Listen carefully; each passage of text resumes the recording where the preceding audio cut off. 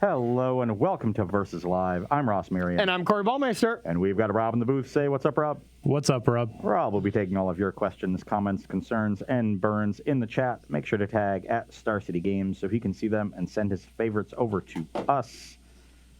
We are doing a bit of a Gauntlet show today. We told you all on the end of Tuesday's show what was going on here.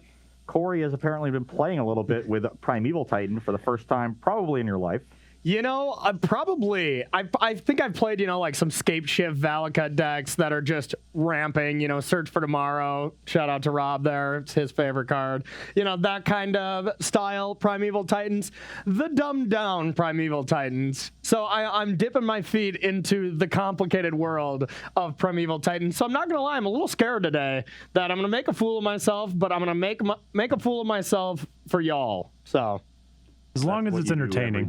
Yeah, that's a good point. That is just my Tuesday, Thursday routine. Yeah, you're right. And every day you stream, and okay. Off stream, it's just your life. That's true. Though I do make a fool of myself to my dog. Money. Yeah. Sometimes it's pro bono work. Yeah. So really, you're well practiced in this art. You should be fine. I am. So we're gonna do our best here, but hopefully I can still win some matches of Magic here against you and not make too big of a fool of myself in this specific deck. So Amulet Titan has been one of the best performing decks since Modern Horizons 2 dropped. Yep. It's using Urza Saga very well as just a way to find Amulet reliably, sometimes second copy of Amulet, and get these really explosive turns that the deck has. It just hasn't been as explosive of a deck since Summer Bloom was banned. Yeah. And now you're bringing back more of that. You're still not turn 2ing Titan, which is what Summer Bloom allowed you to do pretty easily. Yeah. It was just turn 1 Amulet, turn 2 Bounce Land Summer Bloom, let's go. That is disgusting, huh? Yeah, it's not hard. It's impossible to turn 2 even now, now, right? I guess probably not. It just involves probably 2 amulets. Yeah. Turn 1 Amulet, turn 2 Amulet, Bounce Land, either Azusa or Dryad, or Azusa and Bounce Land twice, and you have 9 mana. Yeah. You Primeval Titan with 3 mana floating, you get Teleria West Growth Chamber, you make 6 mana off that, you get another Primeval Titan, you give them both haste, and you attack. But you pretty much have to have the Stone Cold Nuts to be able to do it. But it's still possible. It's difficult, but possible. Yeah. Now, what Urza Saga gives you is a much more reliable turn 3 Titan. That turn 1 Saga leading into turn 3 and having an Amulet on the battlefield really does lead to explosive turns, especially if you have the first Amulet in hand and you're finding the second copy for turn 3. Yep. So a lot more turn 3 Titans in this deck. You also can use Urza Saga as a fair card, just generating extra constructs if your opponent has gone all in to stop Primeval Titan. Probably doesn't happen too often, but definitely a possibility. Have a chump blocker or something too. Yeah, and then you just still have all the normal things you've come to expect from the deck. So a very good home for one of the most powerful cards in the set. And unsurprisingly, a deck that was already pretty good, getting one of the most powerful cards in the set and being one of the best homes for it has been very successful. Shocked. And this list that Canister took second with at his challenge also is playing Abundant Harvest. Abundant Harvest, people are kind of on the fence on as far as just looking at lists. Not saying that I talk to a lot of Amulet players and try to get a consensus here, but as far as just looking at lists, there's still a lot of variation between like Tribe Scout, Abundant Harvest, or Karn Package. I think that's kind of on the bottom of the list for most people, but listening to Canister's thought process about Abundant Harvest, it makes sense. It's just make Titan as consistent as possible, and then the deck is at its best. So I wanted to follow that rule of thinking. But makes sense to me. Yeah. As far as my side of things, we're going to be starting with the more combo-oriented deck, which has generally been a good place to be in the big mana matchups. So just try to kill them quickly. Don't try to interact with Primeval Titan. And so I'm going to be going over the top, flying with a little little dragon combo with Indomitable Creativity, getting Lorehold Velomachus. Did I say that one right? Yeah, it's Velomachus for sure. Yeah. I just want to, sometimes they're in the wrong order. I don't know. That card's name for some reason. Basically, you're playing a powered down historic deck, which is really weird, but you don't have brainstorm. So the deck feels worse than it was in historic when it just took down this Strixhaven Championship in the hands of Sam Pardee. But you do get a lot of good disruption that is not available in historic. We're playing Remand, we're playing Prismari Command, playing Teferi Time Raveler. Yeah, Prismari Command is not available in historic. That one's I'm so confused now with Modern Horizons. Like, which No, and just with Historic. Like, it's still... That is, I think even someone wrote an article like, what the heck is going on in Historic, or how will you ever, know what's actually in it? I think Brad wrote one of those. But Lightning Bolt ran in 6. There's a lot of good ones. So sort of early on, just going to try to interact in the first 3 turns of the game, hopefully. Yep. And then turn 4, set up that fetch for Dwarven Mine, or hopefully turn 3 have Prismari Commanded for a treasure. I'm going to cast Indomitable Creativity, get my dragon onto the battlefield, and then hopefully you don't get another turn. Yeah, just a bunch of time warps and time warp and savor the moment. Yeah, just attack you 4 times. You don't need that many. You usually have 1 back in your hand because you just have 8, so you draw them pretty frequently. And so if you just hit time warp off that first to trigger, then you get to untap and definitely take another one. Now you're looking 14 cards deeper for the third one, and once you have the third one, they're dead. Yeah, and I do still love the fetch lands for, Dwarven Mines, for all those lands that have some ability when they come into play, but I'm still very happy to see Mystic Sanctuary still gone from Modern. It is a much happier place in Modern without fetch lands being that broken. If you're just getting a 1/1 that enables a weird little combo, knock yourself out, or a food token in some of these Urza decks, like, you got it. You got your gingerbread cookie land, whatever it's called. But I do got it. Yeah. Okay, well, shall we battle? Let's do it. I see marbles on your side of the studio. Oh, yes. Tuesday was a good day. I got some light sweeping done after the show. It was excellent. So I'm guessing that I should mulligan a hand that has both of my dragons in it.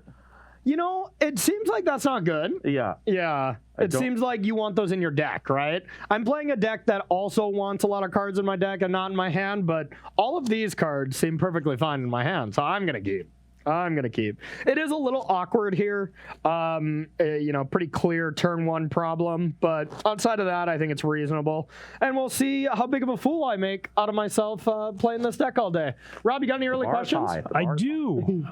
So with Canister's build here of Amulet Titan, he is not playing Sun Home to give your Titans double strike, and so it's losing some explosiveness. So chat was kind of debating, what do you think about that choice to play the Handware Battlements and Valakuts to give your Titans haste but no double strike?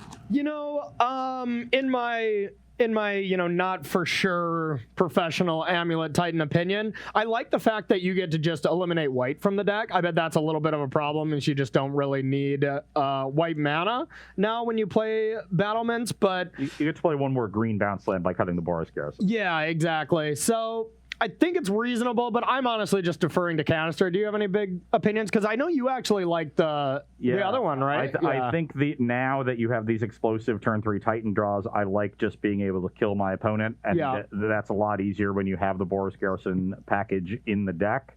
Oftentimes now you can sort of, maybe he's just trying to set up to wait a turn where you turn 3 Titan, you set up finding Teleria West for Summoner's Pact to get the Dryad and then kill them that way. But I like the one-shot kill. It takes essentially a slot in your deck because Handware Battlements and Slayer Stronghold either get swapped, so that's a slot either way. You do get to upgrade 1 slot by going for the Battlement side because Boros Garrison becomes a green bounce land. Yep. And then Sunhome just is now an extra slot that you have access to. And there is some tension in the deck now. You see some utility lands that used to be automatic in the main deck having to get moved to the sideboard to make room for Urza Saga and Castle Garenbrig before that. So there is some tension now for the space, so that slot is worth something. But I like the ability to just cleanly combo kill people. Okay, fair enough. Yeah, and I do think most of the time it's not the biggest deal. Most of the time, it's not going to change things because you do still have to have dealt yourself 4 damage for the kill with the red-white one, but that does happen in Modern, but not always, and definitely not every deck, especially with all these Urza Saga decks running around. They take a lot less damage these days, so maybe that's the thought process, but also worth noting that it is correct that this deck is 61-14 because that's the way that Canister played it on Magic Online. Whether that was a misclick or on purpose, I'm not entirely sure. Yeah, we're trusting in Canister on this, but that also seemed really weird to me. But you know what? I guess like a Ghost Quarter or something being in your main deck as an extra utility land, and then sideboarding down to it. Did say on Twitter this is the mathematically correct Amulet list. So. Or he joined the tournament and was like memeing and being like, this is mathematically correct. With Canister, you honestly can never tell, I feel. This hand, it needs too much help. I only have the 1 land. Even though I have the Wrenn and 6, I don't have creativity. I have 3 Time Walks in my hand.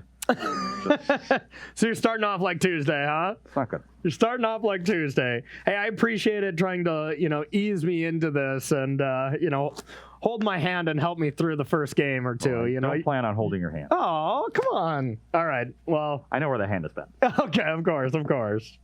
Rob, you got one more question at all? Yeah, we had a question about control decks moving forward with Modern as things kind of coalesce. Do you think that the format will get to a point where control decks can become, kind of top tier, or do you think that Modern is just always going to be too wide for that to really happen? So, I do think it takes a minute for control to actually be good. Like, the metagame has to narrow down to the top 4 or 5 decks. So I think if control is ever going to make it, it is going to be maybe 3 weeks from now when we get an established metagame. But with that being said, I don't think a control deck can ever be tier 1. And I think the best kind of controlling deck you're going to get is like, Jeskai Stoneblade or something that has counter spells and stuff like that. I don't think you'll ever get the traditional Shaheen Sarani control deck being that good, because Modern is just too diverse and attacks you at too many different angles that style of gameplay just isn't good enough. And especially Urza Saga now is like a control killer. Like, just a free spell or just a free thing that you can't counter. Sure, you can play some wear tears and stuff like that, but it's just a free way to make a bunch of big creatures. So I think it's pretty tough. All right, is that one better? I'm inclined to agree with what Corey said. Okay.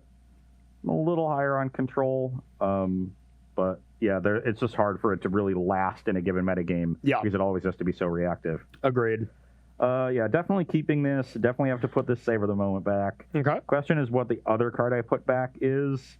And it's certainly one of these 2. These are the 4 cards. The other 4 are the cards that are necessary to make our hand function. And it's just which piece of disruption we want to keep and which we want to get rid of. Okay. It's tough for sure. Okay. I'm sort of, given the fact that I'm tapping out on turn 2, I'm inclined to put the Remand back. Bring it on, buddy. And I will lead on a Wood of Foothills. Okay. Pass. A decent draw, kind of awkward, but just a castle, and I'll pass to you. I'm going to play I'm going to get a Rogran Triome on your end step. Okay. Love having one Triome in these decks. There's 2 in this. Ooh. 4 colors. Oh, yeah, so makes sense. We got the Ketria and the Rogran. Nice. I do love that. All right. I'm a 19. I'll go to 17 for a Stomping Ground and play a Wrenn and 6. Wrenn and 6, okay. And rebuy the Foothills. Alrighty. I will go. Okay, let's start with Amulet. Yep. And let's go with Growth Chamber, untap, add 2, peel this back, and explore. Yep. And now I probably just want to go like this, untap, and got an Abundant Harvest here. I got something. I'm just going to go with another Amulet and then pass to you. So your hand is incredible. It's got some problems, but that was a good start. That was a good start. I'm going to crack this Foothills, go to 16. Okay.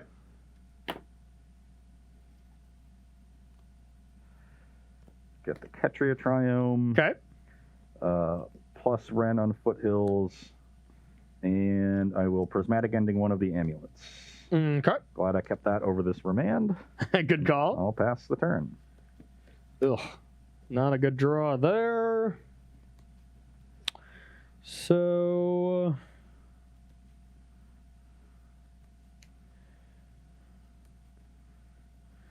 I'm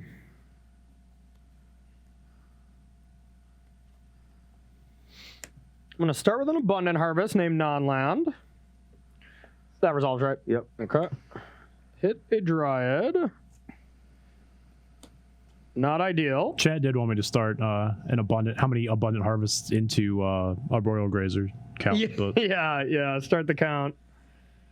Okay, so I got a Gruul Turf, untap. I'll peel this. 4 mana, float a green, Dryad. Sure.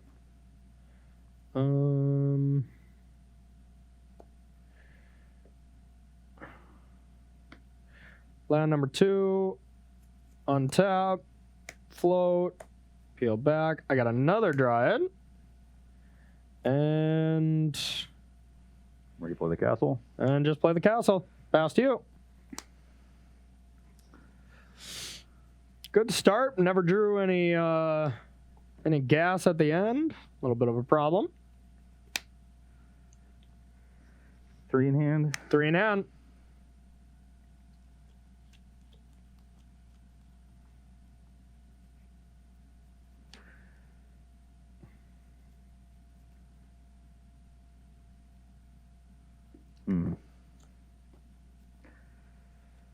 Do I want to try to wait a turn? No. If you had 1 Dryad, it would make sense to wait a turn, but with 2, you just got to jam. Going for it? Fetch to 15. All right. Get a Dwarven Mine. Okay. And that'll give me a Dwarf token. Dwarf token. And then I'll Creativity for 1. Okay. Dwarf. Spin it. It shuffles after, so Okay. we don't need to go through that whole rigmarole. All right. Go, dragon. How lucky you feeling with the dragon? Well, I've thinned my deck a little bit with this fetch land. Yeah. Over and over and over.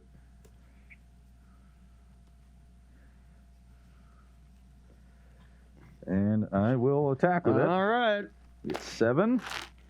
Oh, 2. Slow rolling it all 3, day, huh? 4, 5, 6, 7. And I completely bricked. Wow. Love it. Oh. Well, you have good news over here. You're not dead. Well, you can take 5. Okay, I'll take it. 15. And then I'll plus red on the fetch land and pass the turn. All right. Give me a good one. Oh. Well. Do we have Valakut and 2 other lands? I guess you need 2 Valakuts, actually. No, I don't. I don't have anything that resembles that.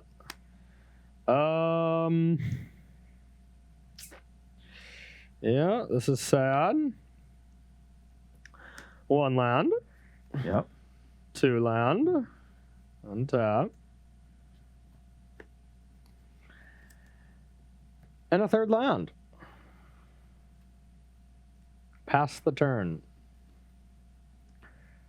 Just trading bricks back and forth. Yeah, no kidding. I have a feeling you have a little bit better of a chance of winning now, though. Yeah, I'll go to 14. Get a basic mountain. I don't know. These Titan decks don't seem that hard. You just draw lands that do nothing, and then your decisions are pretty easy. I will attack you with Velamachus. Okay. More like Velasmachus here.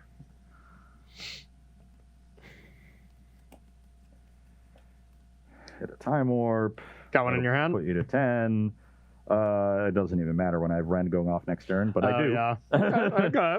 Yeah, just needed an action spell here. My hand was pretty good. It was Amulet, Dryad, Explore, Abundant Harvest, and just didn't get any action spells at all, so no good. Mull to 5, no problem. Mull to 5, no problem. Yeah, I will just do nothing. I was doing absolutely nothing once again next turn, so not great. Yeah. Those are the kind of hands you have to keep with Amulet. You just hope the top of your deck shows you something good. Yep, exactly. And it did show me something good, so I love it. Yeah, yours showed you something good, but not mine.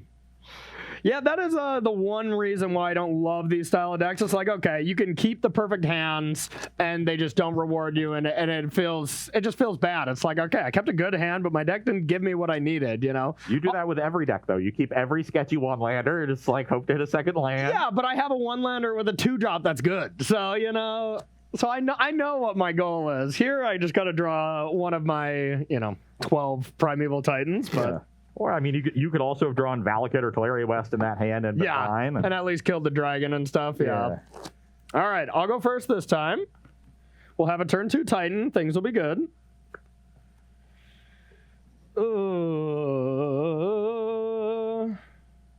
This is not a turn 2 Titan, believe it or not. You keep that to be the most Corey thing ever. Yeah, a Corey keep with an Amulet deck is probably not an ideal thing. Nah, I got to mulligan this. This is far too slow. Yeah, typically, ramp decks mulligan quite poorly because they need a large base of resources in order to get their engine online. Yep. But this deck, because of the synergies with Amulet and Bounce Lands, can often generate a lot of mana even from a low total number of cards. So as far as ramp decks go, it's probably the best mulliganing one in Magic's history. I would imagine. Yep, exactly. All right, I will ship. I will How's your hand? keep in my hand. Okay. All right, take 2. Down to 6.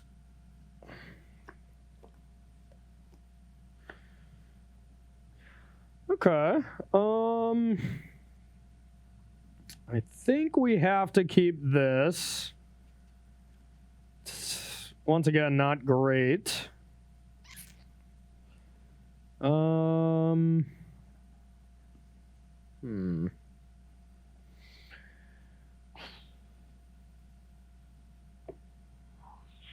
think I want to put this back, keep the lands. Yeah, we'll try this. Okay, I will start with a castle and I'll pass to you. I will start with a Scalding Tarn and pass to you. All right, own tap. I'm gonna go with Abundant Harvest. Resolves. Oops, I'll go non-land. Hey-ya, hey-ya. Summoner's Pact. It needs to go to the bottom, right? Okay. And then I have...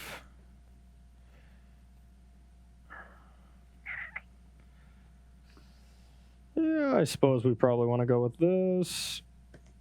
Play Valakut, and I'll pass to you. I'll sack my turn on your end step for a Rogran Triome. So I'm at 19. Okay.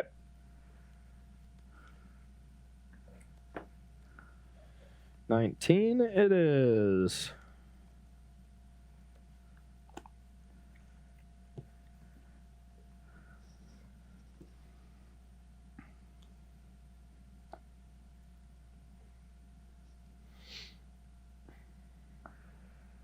I'll take 2 to 17 for a Sacred Foundry. Okay. And pass the turn. Holding up interaction, you say? Why would I do a thing like that? All right. I am going to crack this. I'm going to take 3 and get the breeding pool. Puts you to 17. Yep.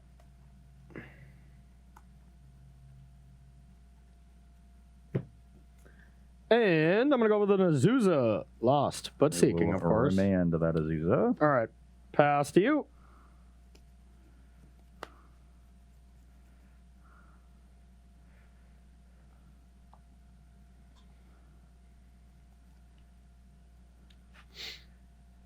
I know what I want to top deck, Rob.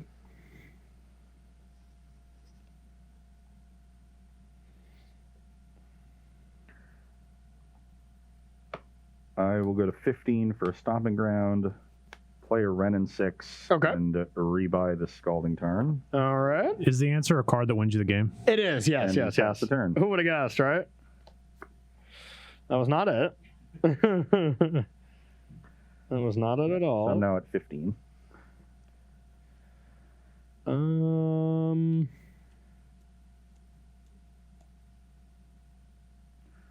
And double Amulet, bounce land, use the castle, play Yeah. Titan. Yeah, I wish. All right, I just got Azusa. That resolves. First land. Okay, trigger on the stack, bolt your Azusa. Okay. Rude. All right, and I'll pass. If you're Fast planning you. to play lands that don't have EDB triggers, you always want to play those first, because then you don't give your opponent priority. Yes, I'm aware. I am aware. One of the weird tricks of playing with this deck. Yep. It doesn't come up as much now because Dryad is only the one extra land, and that's often the one you're playing. But, yeah. When it was like 4 Azusa, then it was definitely more common. Okay, crack the Tarn, go 14. Okay. Get a Dwarven Mine and cast Creativity. All right. Sad Panda. Yeah, not much I can do to interact with your combo, but you get to interact with mine, and that's a bit of a problem. It's usually a good sign that the matchup is going to be one-sided. Yeah. So far, you really haven't had very explosive draws, you know. I had an explosive draw the first game. It was just I did not have the finish. Yeah, it looked pretty early. Yep. I'll be very scared if I brick, though. I guess you don't have an amulet, so I'm not going to be that scared. Yep. Amulet is definitely what I needed here. Yeah, just prime time next turn. Not great. But you do have a pact. You could find with the Valakut out. You could do some things to get to Dryad, but we'll attack. Not with this hand. Not with this hand. Okay, hit a Savor the Moment. That's good. Okay. And you'll take 5 to 12. I have enough lands, and I don't think it's ever going to be necessary for me to get to, like, I'm never going to ultimate this. I'm actually just going to ping you. Yeah, makes sense. Put you to 11, and then take my next turn. Yep. And attack spin for it. 5. Yep. There's Time Warp. Okay. GG. What a beating so far. What a beating. Yeah, this deck was insanely strong in Historic. It makes sense that they had to ban it. That they had to ban a piece of it, and you get some new tools in Modern. So, all right, that was a quick 2-0 for Ross. We're going to head to the sideboard and see what I can do against this powerful combo deck. So don't go anywhere. We'll be right back here on Versus Live. All right, everybody, welcome back to sideboarding here on Versus Live between Amulet Titan and, Dragon combo, Creativity combo. 4-color in Indomitable Creativity. Okay. I had to shorten it for the graphic. You had to shorten it for the graphic. I like it. Okay. So for my end, I'm going to be bringing in Dismember. Being able to hit the dragon and actually have an out to that seems insane. I wish I had more of them. I'm going to bring in actually one Grazer here because, well, Grazer's unbeatable. Everyone knows that. But to speed it up a little bit, maybe blocking your dragon for one turn can give me enough time to combo off on you next turn, but who knows? We're taking out a couple of the utility lands that I don't think are very good. Ghost Quarter, Radiant Fountain, don't really need to gain life. And then taking out one Azusa, since you have Prismari Command, you have Bolt to deal with it. It seems like for sure the weaker of the ramp creatures, and I think one is fine in case I have one of these nut draws. Yeah, just as and a want pack target. Yeah, I want to pack for it. On my side, I've got 5 sideboard cards that are excellent in the 4 Aether Gusts and the 1 Wear Tear, which answers Urza Saga, Amulet, and Dryad. Yeah, that's nice. And Bolts and Teferis are the worst cards in the deck. I decided to leave in 2 Bolt over 2 Teferi just because it's cheaper. It can sometimes pair up with a Ren and 6 to deal with a Dryad. And sometimes you need a little bit of extra damage, especially in a matchup where you don't deal yourself any damage with your lands, or very, very little. You just have the 1 fetch land and like 1 or 2 shock lands. Yep. So sometimes, Bolt plus Ren or Bolt plus Prismari Command can combine to do the last points of damage and complete the combo. Teferi just really, really weak. Not a card I ever want to tap out for. Yeah. Now, Teferi is great in Modern right now, but it is not great against Amulet. It's one of the cards I take out a lot. I play a lot of decks with Teferis, and Amulet is the first thing it comes out against. All right. So, do you think that deck is has some place in the Modern metagame, or? Yeah, I mean, I haven't seen a ton of it. Yeah, there were 2 in the top 8 of one of the challenges last weekend. Okay. So I felt sort of intrigued by it, wanted to try it out this week. Yeah. Certainly seems good in a matchup like this. Yeah. But even in fair matchups, you have a ton of disruption. And there's Prismatic Ending, Bolt, Prismaric Command, Remand, Teferi, Ren and 6, all in the main deck. So it's not like you have to go for that turn 4 combo. This is just a matchup that says I should. Yeah. You can wait, hold off, do it with Counterspell backup, do it with Teferi on the battlefield so your opponent can't interact with it, which is really nice. So you have that ability to play that combo control game where you're interacting for 4, 5, 6, 7 turns, and your opponent is always having to have the idea of the threat of your combo in the back of their mind, and it affects their ability to play the game. Yeah, and honestly, the beginning stages of the game with that deck really remind me a lot of the 5-color Bring to Light Scape Shift deck. Yeah. Except there's a couple downsides, couple upsides. Upside, you get to play more of these Ren and 6 Teferi, the interactive spells, so you're really good in the early game. And the downside is you have to play a lot of Time Warps, which you don't necessarily want to draw and stuff like that. But it seems pretty resilient. You get to combo turn 4 instead of, with the Bring to Light, it's usually 5 or 6 if you've ramped and stuff. So it seems good in theory. And when you're comboing, Time Warp can be very good. Like, that's just another mini combo in the deck where you get up to Ren Emblem. And if you're able to do that while keeping the Ren on the battlefield, you're taking every turn. Yeah. So there's another threat there where your Rens are really important. I think that's a recent addition to the deck. I used to see them as just straight Jeskai. Okay. But Ren and 6 makes so much sense. It lets you keep land light hands, interacts with early creatures, but also just gives you that added way to make your time walks that much more effective. Yeah, no, it seems pretty sweet. Seems sweet. So I'm going to be going first, see if I can pick up a game against this deck. All right. Wouldn't mind like a Jace the Mind Sculptor in this deck, so I could put the Velomacuses back on top. Yeah, that does seem good, actually. It seems like your 4-drop's a little full, though. Yeah. I think I'm going to keep this. It's not amazing, but good enough. My hand has no lands in it, so. Oh, okay. You probably need those. Yeah, I'll send that one back. You probably need those. You would know what that feels like. Yeah. I have plenty. Thank you very much. Yeah. Rob, you got any questions at all? So what do you think about running a new Yavimaya in the Amulet deck? Do you feel that's just not needed, especially given that you have Dryads?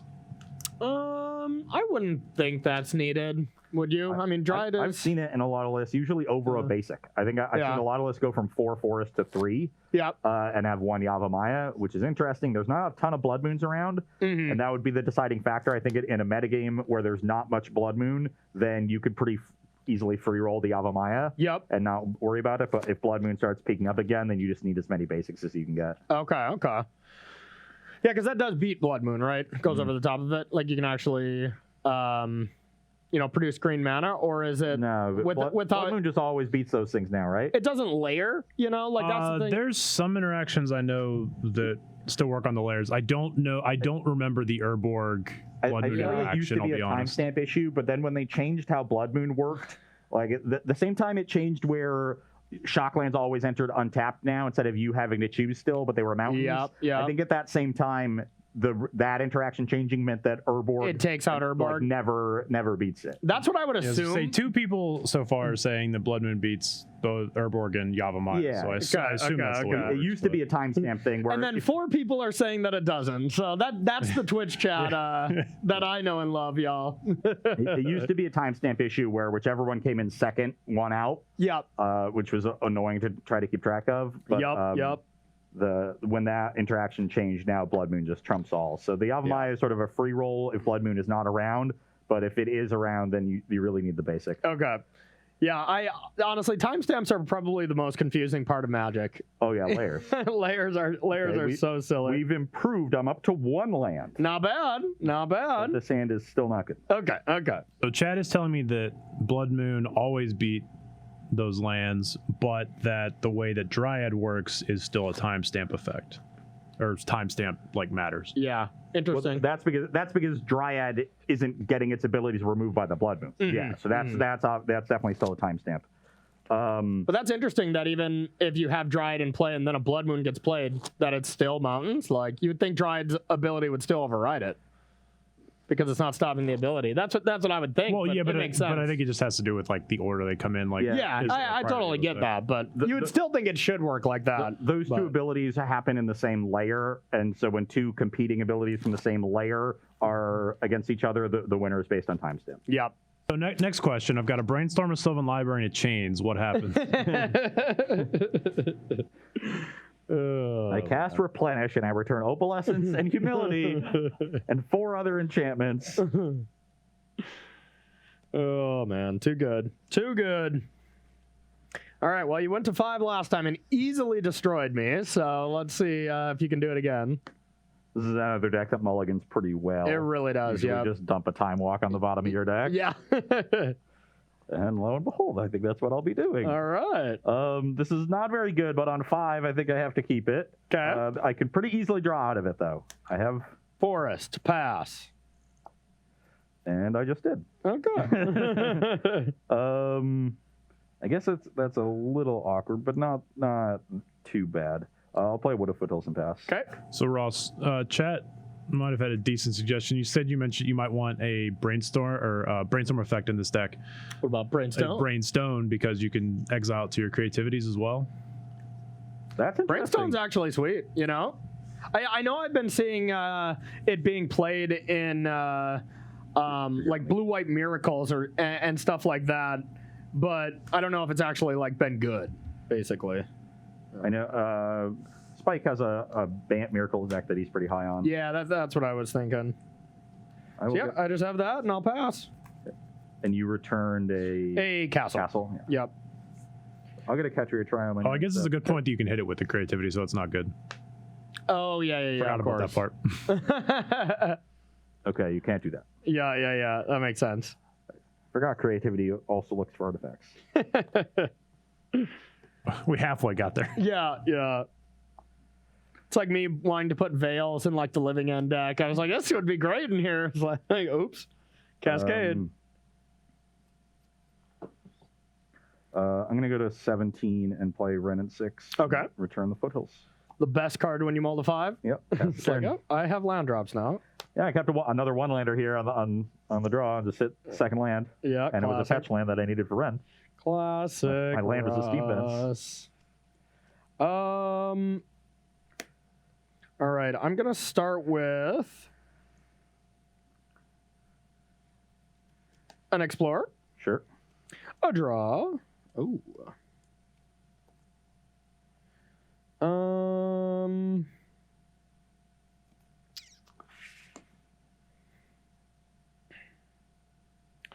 Now let's see what we want to do.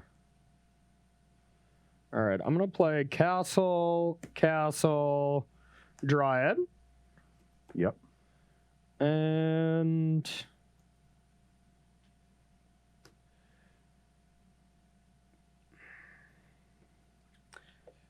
I'm going to put Gruul Turf into play, and then I will pass to you.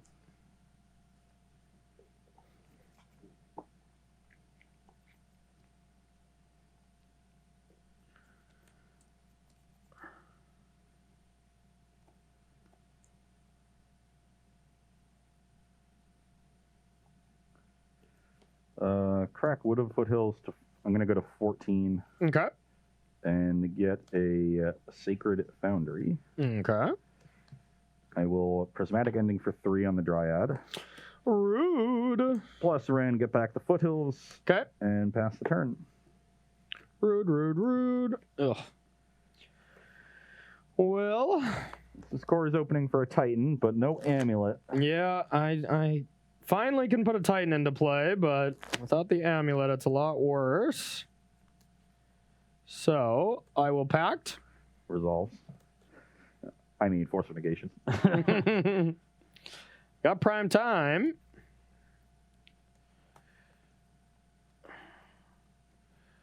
All right.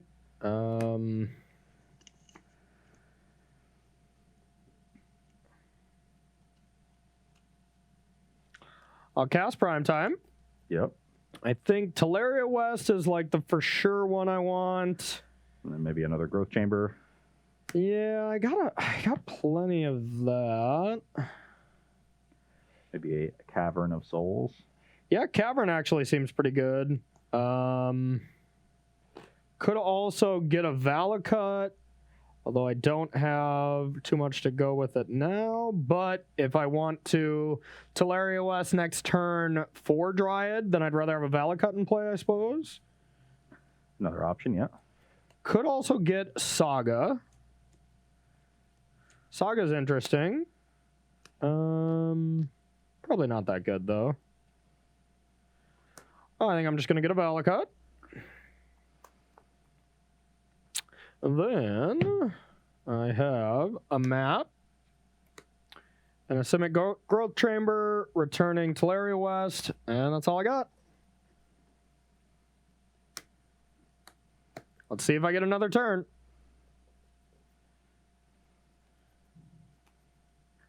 You have 3 in hand? 3 in hand. I just know about 2 West. Just know you know about the castle too, because I had them both in play at some point.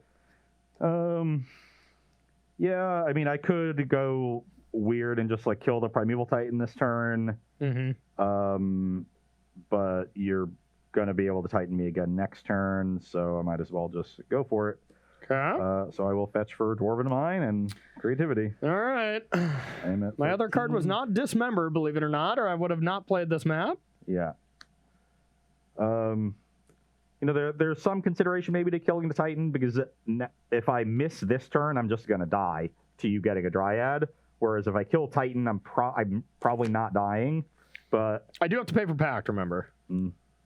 Yeah, but even if I miss it, you're just gonna... Like, I pay for it this way.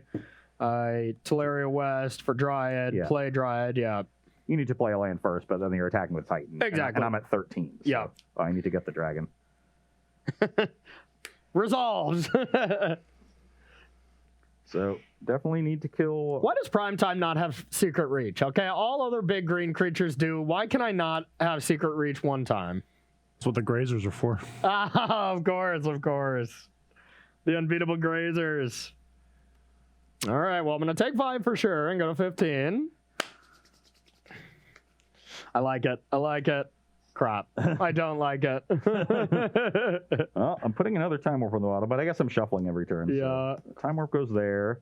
These go on the bottom in a random order. Okay. You go to 15. Yep. I will plus the Wren to return Wooded Foothills. Yeah, now if you get another one, it's basically over because you get to Emblem. Do you have one in your hand? I do not. Okay, okay. But that was a good draw. Uh-oh. Got another Creativity?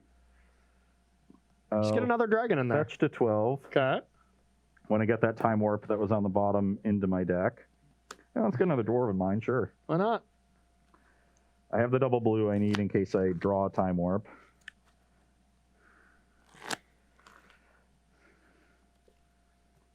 And, let's attack with a Velomachus. Okay. Velomachus me for 5 more. Remand, I like that. Is it any spell, right? Instant or sorcery. Okay. Yahtzee? Oh, that's pretty good. Okay, so this is going to put you to 10. Yeah. So that would be 9, 5, 8. So I'm 1 short if I take the bolt. Okay. That's a tilt. So I guess I'll just take the Gust and Gust the Titan. Yeah, that's pretty good. Yeah, it's going to be a bit of a problem. So I can pay for Pact. I mean, I can Titan again, but that doesn't do much without Dryad. So, yeah. I don't even know if I can keep this on top. It's like, what does my next turn look like? I pay for Pact here. I can T-West and play a land, get a Dryad, and that's like all I'm doing. So that's not good.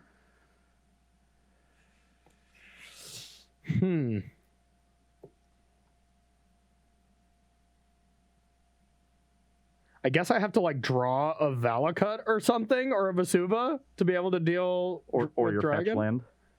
Yeah, or a fetch land. So I have to bottom this, I think. Yeah. Okay, I will plus Wren on Wooded Foothills. Okay. I will Prismatic Ending the map. Okay. And pass the turn. All right, I suppose I'll pay for Pact. And I will show you my hand of 4 interactive spells. Great. I drew Dismember, but a little too late. You're 10. Yeah. If you dismember the Velomachus, I just burn you out. Yeah, and you just get to still. I also get to run. remand it once, and you definitely can't remand it. Cast it twice because then on board. Okay. Well, bad start to my Amulet Titan career here. To be fair, though, this matchup does not look good. Yeah, started you out with the roughest matchup of the three. That's for sure. Good. That's good. We got time for one pity game. I want to try to take one game from you. Yeah. It certainly shows that as good as this deck is, there are ways to attack. Yeah, definitely. Amulet has always been weak to combo decks. Things like Infect have had great matchups against it. Yeah. Now there's the Colossus Hammer decks that I like quite a bit. There's other creature combo decks. All good in this matchup. You do love the Hammer Time decks, don't you? Yeah, they're sweet. They are pretty sweet. They are. Hammer Time sweet. to me is just better Infect. Yeah. Definitely. I agree. Especially with the way that it's all been reworked, so all the creatures are Phyrexian, so now Plague Engineer just really hurts the deck. Yeah, no kidding. Plague Engineer is making a comeback too. I thought people would try out Golgari Infect with Ignoble Hierarch. So one of the issues with that deck has always been its mana base. Yeah. And Ignoble Hierarch really helps you out in casting Phyrexian Crusader. And Phyrexian Crusader seems really good right now. There's a lot of red and white removal. There's not a lot of fatal pushes around. Just a difficult creature to block. And it doesn't die to Plague Engineer. Ignoble Hierarch, fixes your mana. I thought that deck would have a chance, but hasn't really... hasn't shown its stuff yet, huh? Well, this is not an amazing hand, and we definitely need some help. I think I keep. Yeah, I think I'm going to keep. I wonder what I'm going to try to do this game. Probably try to win the game. It's different every time. Oof. This is not a good draw. Yeah. There's one island in the deck. Okay. I presume is there in case you are at a low enough, when on turn 5 you need to cast a Time Warp and you need a second blue source, and then there's an island that only costs you a life. But that it needs to happen where you only have one blue source, you have a Scalding Tarn, and you're at 2 where it can only afford the 1 life. No, 1 island is fine because you creativity for 1 all the time anyways, right? So you can have 1 just blue source out of your 4 lands. But you need 3 mountains plus Dwarven. Oh, 3 mountains plus Dwarf. Yeah, I suppose. There's no Shark Typhoon or anything like that to gain creatures. There is Prismari Command to get an artifact because you can creativity the artifact. Yeah. It's still awkward. And it's awkward with Ren and 6 too, so yeah. It's awkward. Yeah, it probably shouldn't be in the deck. I'm going to keep this hand, but it's awkward. Okay, I'm going to keep as well, and it's awkward as well we should say awkward a few more times. Yeah. Yeah. I am going to get a forest, and I'm going to Abundant Harvest. Awkward. Oh, yeah, awkward. I'm going to Abundant Harvest, and I think I actually have to hit land here. It's quite awkward, but we're going to go with a land. All right. Yeah, there you go. It's a land spell. All right, I'll pass to you. That one's not so good. I will play a tapped Steam Vents and pass the turn. All right, a pretty sad turn for me. But I will just play this and peel it back. Pass to you. I will play a Bloodstained Mire and pass the turn.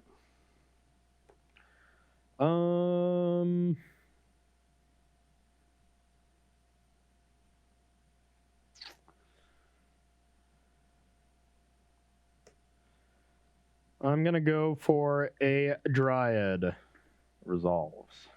I will play my extra land, and I'll pass to you. On your end step, I'm going to take 3 and tear the Dryad.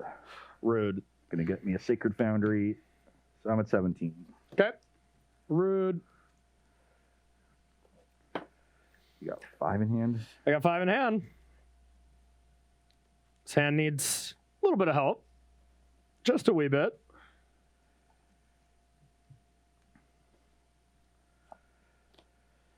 I will play a Scalding Tarn and pass the turn. Okay.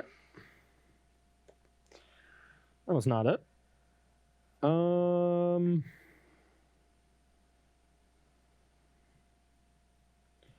going to play an Explore.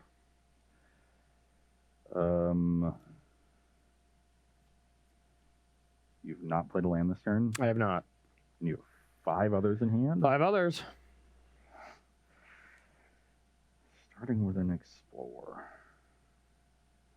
Interesting. Interesting.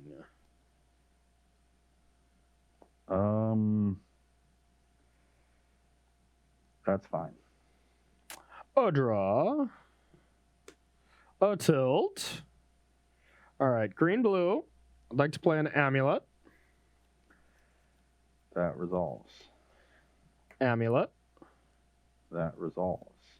Pass the turn. Okay. Well, let's crack this turn. Okay. 16. Can you guess what my hand needed? Can you guess what piece of interaction my hand needed? And you know, I'd love if I could have held this, but I needed 3 mana to get to it, so I needed to draw another bounce land, but I've not. The cool thing now is that if you draw like Breeding Pool, it actually that's 2 mana and gets you there. Yeah. So don't pay 2 to have it untapped. Is that what you're saying? Yep.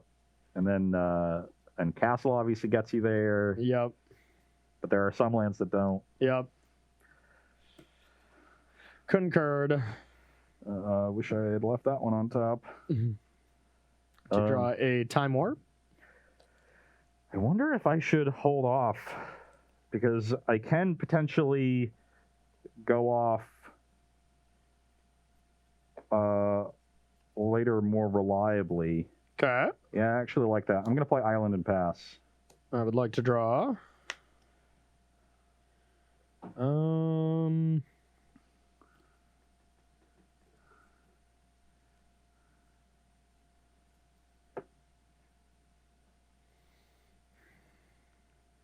I have a castle.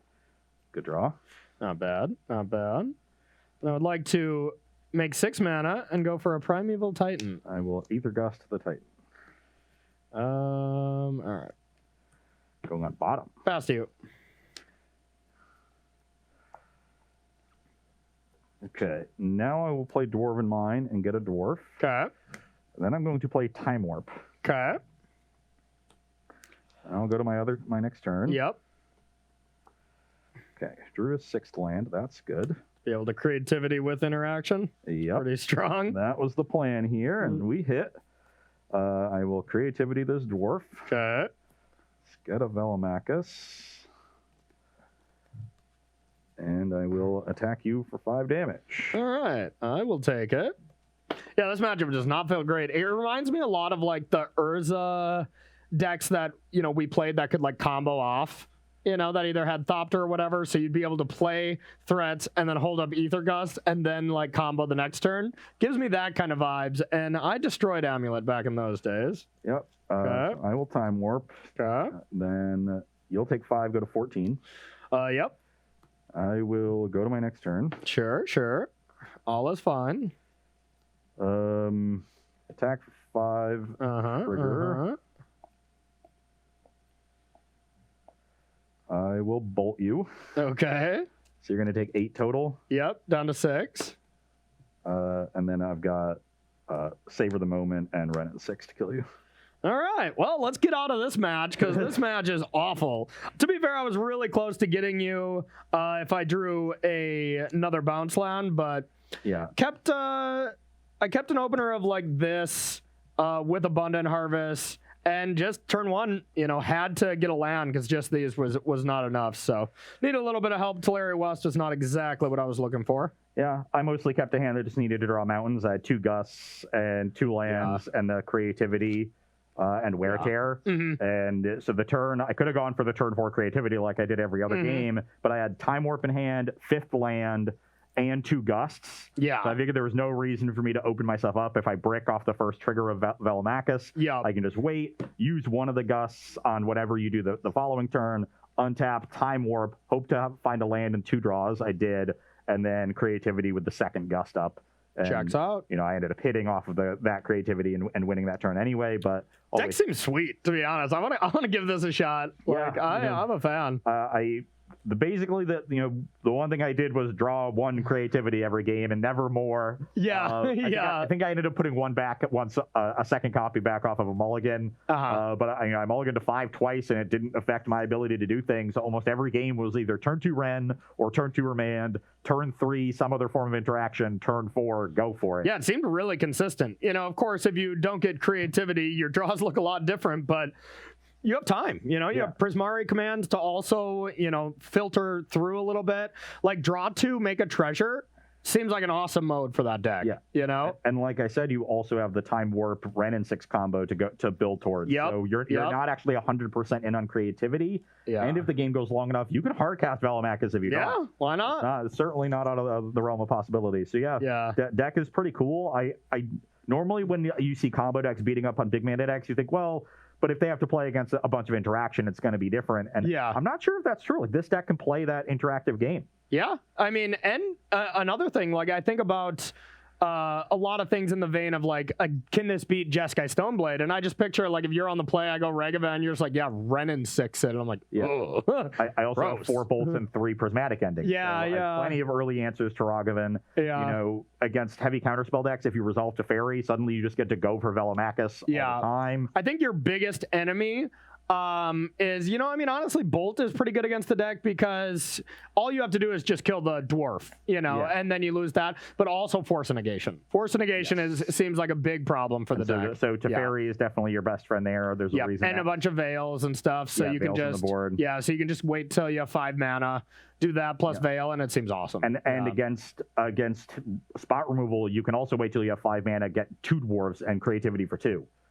If it just resolves, you'll get 2 dragons and 1 will die to the legend rule. Yeah. Then they even if they have 1 removal spell up, they can't kill both dwarves. That's spicy. Okay, I might have to give that a shot later this week. That was a pretty nice one. Or you can go make a treasure. I guess you can't get both things on turn 4 because if you make a treasure with command on 3, then you can either make 5 mana or you can have the treasure to target in addition to a dwarf. You can't make 5 mana and target both things. Yep. So you do have to wait till turn 5 to play through removal, but it's not that hard to do. You have a bunch of fetch lands. It's not that hard to find a second Dwarven Mine. And the thing is, it's pretty bad for the deck. If there's the metagame is filled with a lot of dismembers or paths where you wait for the dragon to come into play and then beat it, then that takes away that line. But path is not the most popular removal spell right now. No, everybody's on it usually ending. is. Everyone's on prismatic ending, and so that this kind of deck is swiping what the removal looks like these days with a lot of bolts, prismatic ending. There are charms and counter spells and stuff like that too. But this deck seems actually could be pretty well positioned.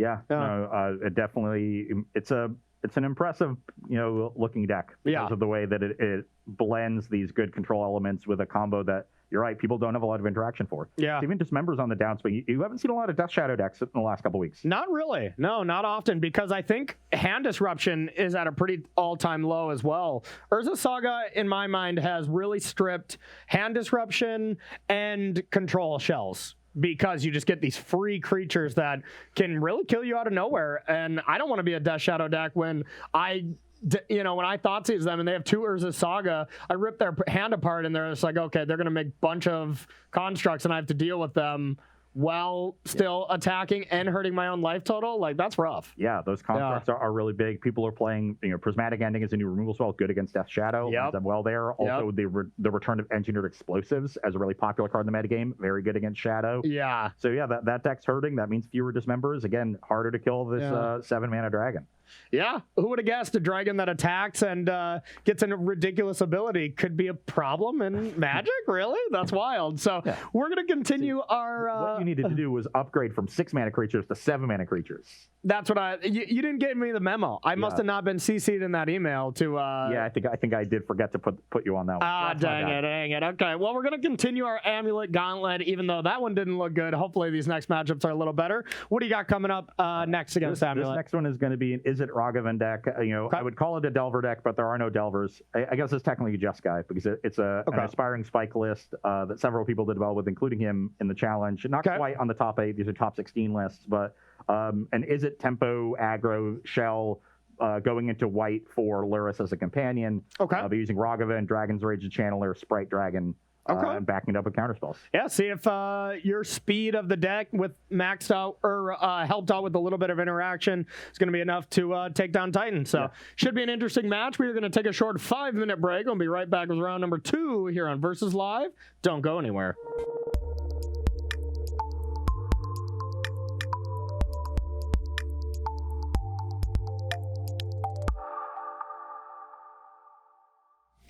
All right, everybody, welcome back to Versus Live. My name is Corey Ballmeister. And I'm Ross Murray. And we got Rob in the booth. Say what's up, Rob. What's up, Rob? Rob will be taking all your questions, comments, concerns, and burns in the chat. Make sure to tag at Star City Games, and he will get his favorite one sent over to us.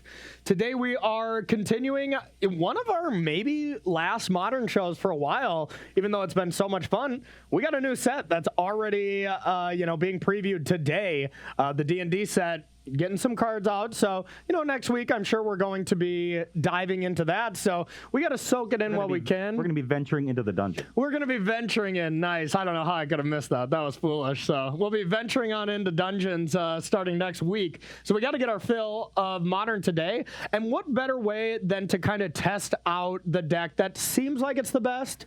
It's pretty close. Amulet, I think the Jeskai Stoneblade deck is getting a lot of attention as well. And then there's like 5 decks on its heels, so there's still plenty of things you can be doing in Modern, but seems like this is one of the best shells for Urza Saga, and it was already a good deck, like we were saying in the first match. Yeah, to me, the tier 1 of the format is Primeval Titan decks, Asmore decks, and Ragavan decks, fair Ragavan decks. Yeah, And there's a lot of different variations in all 3, really. And you were talking about you're playing Canisters lists with Abundant Harvest. Some lists play Karn. Some play Sakura Tribe Scout. I also think Swift Spear decks can be incled. I think there's 4 tiers. Sure. I think there's 4 tiers. Yeah, 4 tier 1s. My mistake. Yeah, you get out. So those 4. There's a ton of variation still in the Asmore and Ragavan categories. Just different variants. All vying for that spot. And I'm going to be playing one of the Ragavan decks. We've been hyping up the Jeskai Stoneblade list. The list I'm playing is more aggressive in the vein of, the quote-unquote Delver decks. Yeah. Even though this one does not play Delver of Secrets, some lists do. I'm not a big fan of the card, so I like the list that just says Dragon Race Channeler, Ragavan, and Sprite Dragon. Yeah, there are lists that eschew Lurrus as a companion that are straight Izzet that play Murktide Regent at the top end, a very powerful card. Surprised we haven't seen more of that card, to be honest, too. Yeah, I think a lot of the decks that it's would slot into are also decks that want to play Lurrus as a companion. So there's so many cards that Lurrus competes against because it's every card that costs more than 2, or every creature, I should say. And so there's tension there. I'm not sure if Lurrus as a companion is worth it because it does make your mana base less consistent and more painful, but obviously an incredibly powerful card. Sorry, you said Izzet, right? You're playing an Izzet deck? I'm playing a Jeskai deck. Okay, white and black, and once again, you were listing off a lot of Izzet cards. So you're playing a blue-red deck, and you're using a companion. Don't worry, I have 3 more white cards on the sideboard. That's a nice one. Yeah. I mean, honestly, that's really when you're hitting peak aspiring spike territory, is when you are just putting Lurrus in decks that can't even cast it. I mean, of course, we have the fetchable lands to make it actually castable, but it's not easily casted. Ragavan helps with the treasures and stuff too, but this is about as big of a stretch as it goes with playing a Lurrus companion. And honestly, I think Aspiring Spike, I think has like maybe 20 trophies for Modern or whatever, and I would not be surprised if 75% of those were Lurrus decks. Yeah, that sounds about right, huh? Yeah, but this is a classic combination to beat big mana decks. It is just aggression backed up by counterspells. Yeah. So hopefully we'll fare me well here. But should be a better matchup for you than the combo deck in match 1. Yeah, you really did. I was looking at all the decks, and we just, we're moving Aether Gust from deck to deck. I'm like, uh-oh. We do in Gauntlet shows always try to make it tough for the deck because that's the whole point, is to test to see if the deck can beat through all of these hate. But yeah, it's you never make it easy on me, that's for sure. Round 1 was rough for you. Round 1 did not go well. It did not go well. So I'm going to go first here, and hopefully I would say have better draws, but my draws were fine. I bricked on the one game, but okay. Yeah, this hand's a keeper. I will keep this hand. Okay, so I have an amulet on 1. Good game. Pass to you. It's no heart's desire, but still good. Exactly, yeah. yeah. We're getting back to that next week, baby. Let's get back to new standard. I mean, Throne of Eldraine. I'll take 2 from a Steam Vents and play a Dragon's Rage Chain. Okay, 18. You're up. Okay. Pretty no-brainer play for us this turn. I will play Girl Chamber, Float, Dryad. Yep. And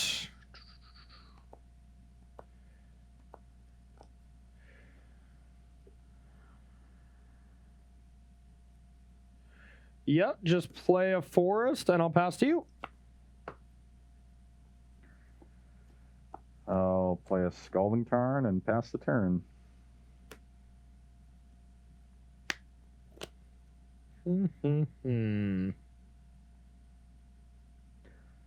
The game has already gone a lot worse than any of the first round. Yes, it has. Yes, it has. Corey finally had a good draw. All right. I guess you had a similar draw to this in game 1 of round 1. You just never found a Titan. I just never found the Titan. I have to assume you don't have a Titan in here. Yeah, you would assume correctly. Yeah. I just have 2 summoners back. yeah. All right. I am going to transmute. Yep, that works. Can tap the Simic Growth Chamber for its normal blue-green, and then because the forest has every type, that's going to make blue. I will get a Cavern of Souls. Good choice. Thank you. Thank you. Good choice. And I will play Cavern on Giant. And I will gain 2 life. You're 22. And I'll pass to you. On your end step, I'll crack this Tarn to 17. Okay.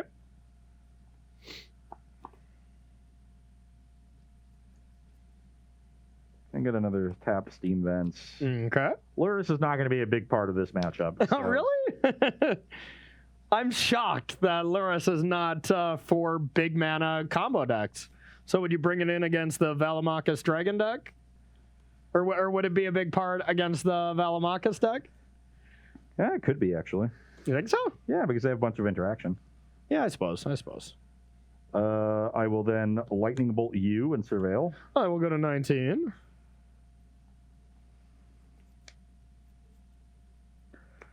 Okay, I'll leave that one on top. Uh-oh.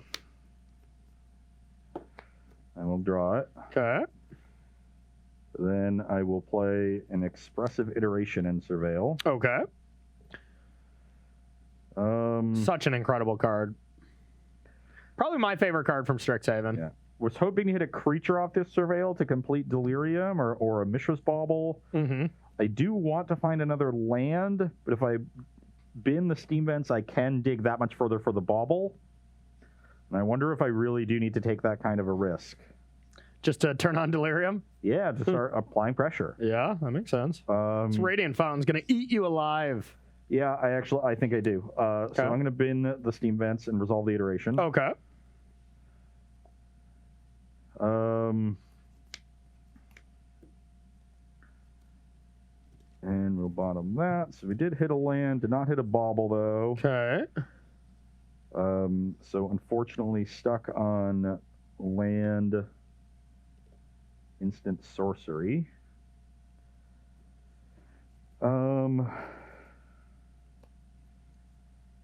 Oh Jesus, that Flooded Strand may be really awkward. I think I only have 3 Steam Vents. Really need that to be a red source too. Got him. Pass the turn. Okay. Hasn't not looking great so far. That was not a bad draw, I think. I'm gonna float 1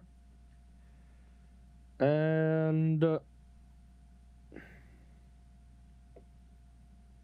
Gruul Turf and cast a Primetime. Yep, that resolves. Okay, so I have no floating mana.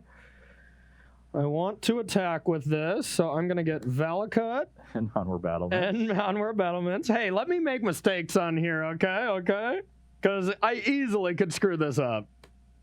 All right, we're going to get these. I'm going to deal 6 to you.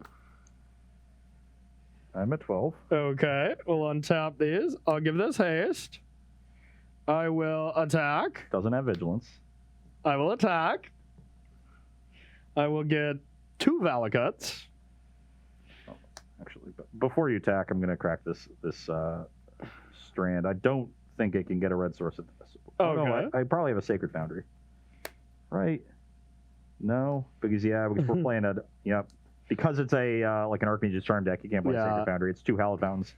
Yeah, I got rid of all my steam vents. I could have cast Unholy Heat here and hit and milled a creature or an artifact. Yep. The Flooded Strand actually isn't a red source. But instead, take 18 plus 6. I had a bunch of counter spells, but they did not do anything. Yeah, and I could have tightened you the turn early, but Teleria West waiting a turn when my life total was not in jeopardy seemed like the thing to do. It's so a very prudent decision. Yes, thank you. I'm a bit of an Amulet Titan expert here, coming from a guy who's won 1 game this show. AMA, man, AMA. I have a question. Yes. How do you sleep at night? With my eyes closed. Thank you very much. That's weird. You sleep hanging from the ceiling like a bat, right? I sleep in a hyperbaric chamber. Oh, you do? Okay. Hyper beer chamber, maybe? No. It keeps my complexion youthful. Hey, you are looking good. Handsome young man. All right, Rob, you got a question at all for us? I did. I actually got a question about a new mechanic coming up for our preview season. Okay. Yes. Let's hear some. So, what do y'all think about dungeons? Yeah. I don't enjoy being in them. Yeah, I don't enjoy being. I'm very claustrophobic for real. So if very dusty. Yeah. Bad usually for my allergies. Bad. Cold. Poorly lit. Yeah. Yeah.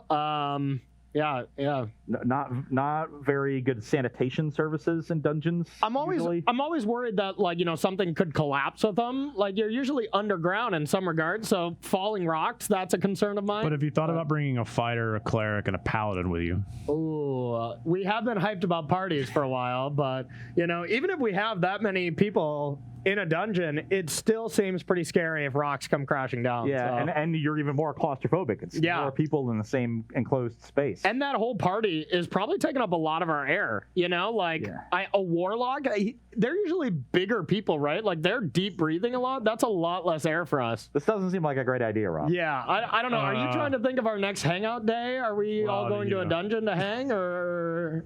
Is there any follow-up to I was trying to turn this into a D&D live play podcast, but Okay. No, so the venture mechanic with the new D&D set, for anybody who hasn't seen, a lot of cards have venture on them, and you go from room to room in a dungeon, and you get these... Starting with minor abilities, I think like one of the dungeons, gain a life, scry, and then at the end it's like draw 3 cards, put one of those cards into play or something, so like big effects. We're gonna have to see better cards that have venture for me to think this is constructed worthy, but it seems like a really fun limited mechanic to me so far. But, like I said, we don't have a lot of cards. And I believe we only have 3 dungeons. I don't know if we're getting more. I believe they said those are the only 3 dungeons for the set. Okay. And so, you'll always have access to them. Okay. If I read the article correctly. Yeah. So they start outside the game, but not as part of your sideboard. So they're just kind of hanging out. Yep. It's just a zone. So right when you venture, you pick one and, go down that path. It'll be interesting because maybe... I'm sure all 3 of them, I haven't looked super closely at all of them, but I'm sure some are kind of skewed towards having more of a controlling plan. Maybe kills a creature on the 3rd stage of the dungeon. One puts into creatures, pumps them or something, and is more aggressive. I'm sure it'll be inclined to 3 different styles of decks. Yeah. So you get a kind of a wide variety of situations that you can play. But I think it's interesting. Yeah, it's definitely a cool mechanic, very evocative. I agree with you. It's hard for me to really evaluate it from a competitive standpoint without seeing the venture cards. Yeah. And I'm sure there are going to be some powerful ones. Yeah. We saw a relatively powerful one that was on a rare the white one, right? Yeah, that ventures whenever ETBs or attacks. Yeah, Nadir, Selfless Paladin, 2 and a white for a 3/3. Yeah. With yeah. So that's certainly, in the realm of constructed playable. Like, it reads like it could be, and that's something we'll try out, next on week, Versus Live. But I'd like to see what else, what else we can do, because you're going to need a pretty high density of venture in order to consistently be making your way through dungeons. Because the dungeons are 4, 5, 6, rooms deep. So you need to be doing it many, many times a game in order to be getting value out of these cards. So you're going to want it's a very parasitic mechanic when it comes to deck space, where like it's going to take up a lot. Yeah, you need a good density of them. It can't just be one good venture card. And if you think to standard, it's been so long since I've thought about standard, but you think about those kind of mechanics, and it's like adventure, like adventure mechanic. You need a lot of that, and that's broken, right? Like, it's broken. So if you're, and also I think this can be looked at in somewhat similar vein as like learn lesson mechanics. Like, you're gaining these value that right away we're like, okay, this learn mechanic doesn't seem great, and it did not really make any impact on standard, but for limited it was excellent. It was like these cards all had draw a card attached to them. Completely define the limited form. Exactly. And if these stages of the dungeon are comparable to this draw a card kind of template, which to start they seem not really worth it, but with the later stages of the dungeon, if they even out pretty properly where it is that kind of draw a card power level, then this could be real, so. But make sure to be on the lookout for next week for Versus Live, y'all. It's the one spot where we get to look at these mechanics before, in action, before anybody else. And that is the one advantage, and the one thing that's really cool about the show is we'll be diving into some dungeons next week. Yeah. So Ross, do you think that like in the party deck you've always wanted to build, if there's a card in this set that says whenever a creature of a party, or like of like one of the types or whatever, like enters the battlefield and advances a dungeon, like something more passive than having to play specific ones that venture, does that I bet something like that will happen. That's a good idea. Or does that make it more appealing? I would hope that is attached to a creature as opposed to being attached to a spell, because party decks have to be so creature heavy. I could even see it being attached to like a bad enchantment or something though too, But there's a lot of things this set could give to push party decks over the top, and I fully expect some really good strong additions to those decks. Yeah. So that's what I'm excited for from this set.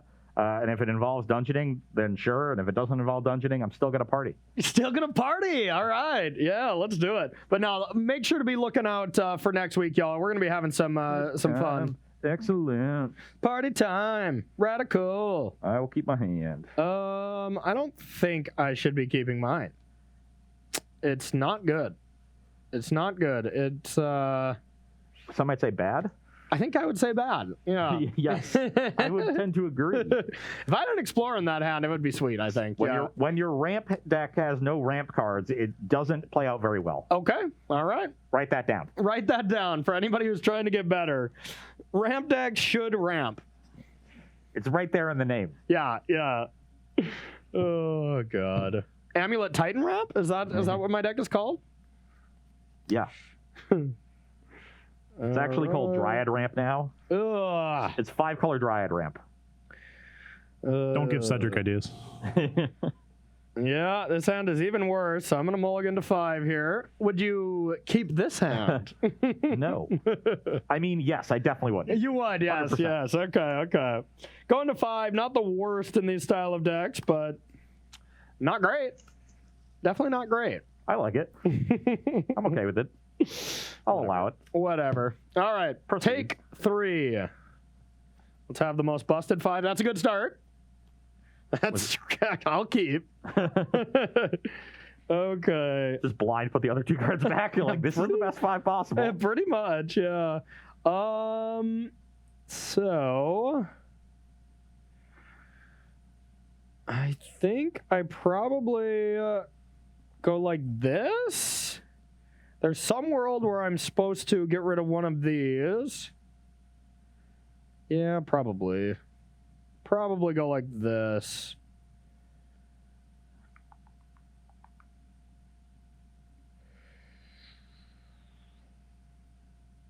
All right.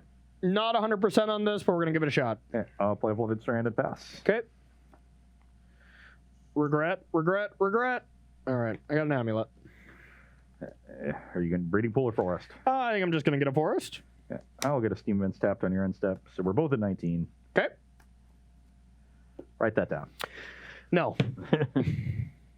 Stop telling me to write things down.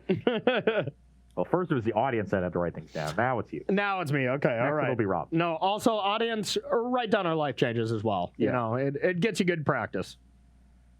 Yeah, nobody's done it for 2 years, so. Rob, write that in the chat. I'm pretty sure they could just hear you. Okay.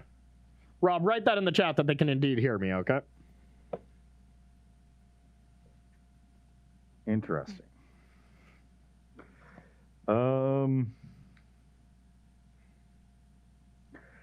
Yeah, it's a little. Yeah, I actually think this was the deck that Canister played against in the top four, and then played against in the last deck in the finals, and pretty easily beat this matchup.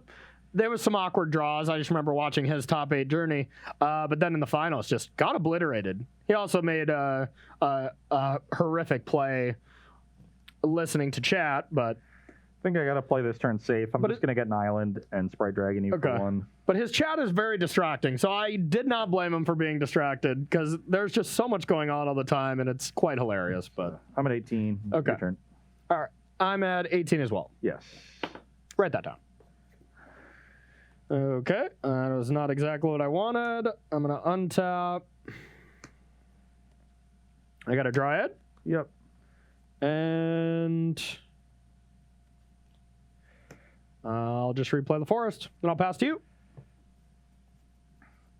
And that's what I was worried about. I've just got a Spiral Lift Canal and an attack for 1. All right, I'll go to 17. That's the turn.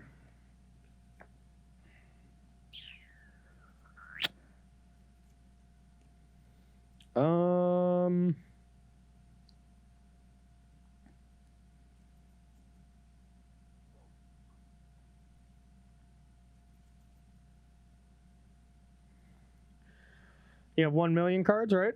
That's exactly right. Okay. It's quick counting. Thank you. You have less than that. I indeed do, yep. Oh boy. Tough spot.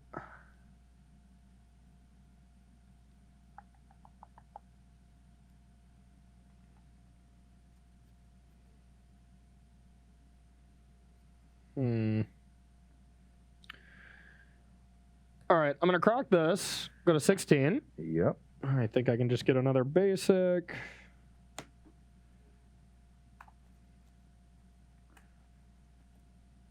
It's nice to not have to worry about Field of the Dead anymore and getting all different types. Very true. Very true.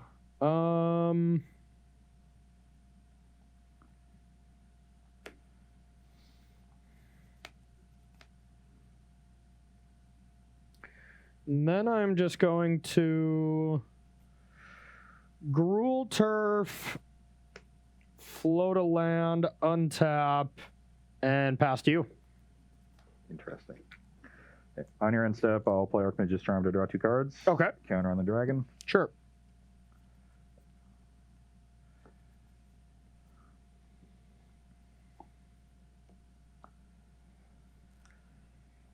Seems like a solid turn for you to buy Luris. I will play Scalding Tarn. Okay. And attack for 2. No blocks. You go to 14. Yep. And then I will play Ragavan. Okay. Pass the turn. Not doing a whole lot. Neither am I. All right. I'm gonna cast a Summoner's Pact.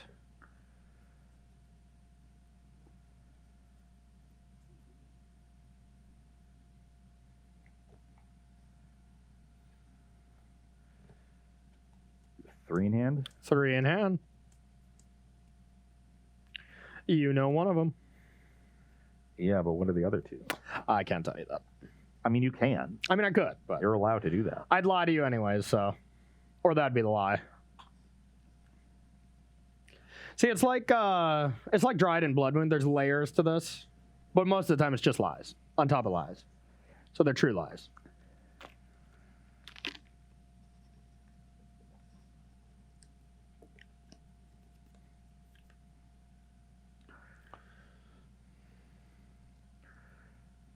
I'll force pitching a Snapcaster Mage.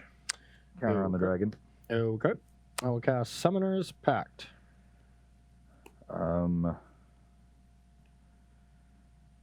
just not going to risk there being a cavern over there, and I'll just counter it.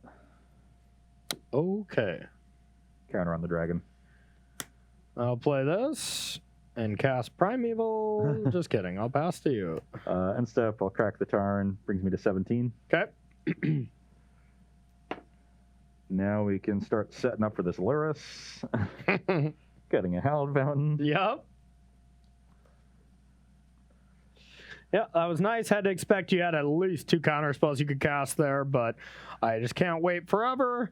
The whole reason I waited for last turn is if you just let Pact resolve and then counter my Titan, then you have a turn where you're safe, so then you could just fire stuff at me, and then I'm probably dead no matter what. Yeah. So I wanted to wait to see if I pick up a Cavern, pick up a T-West, something like that.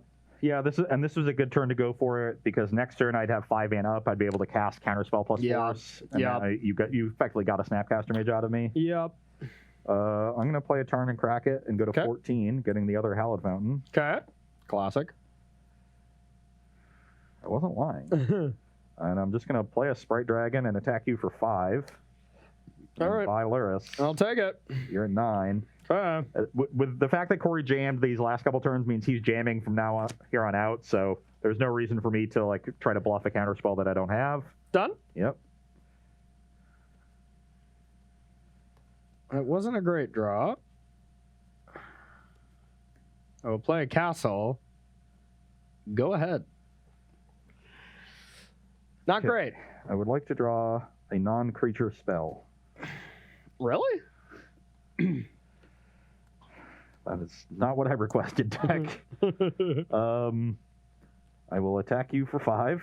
Yeah, I'll take it. Brings you to 4. Guessing you drew a Ragavan. Nope. A Flooded Strike. All right.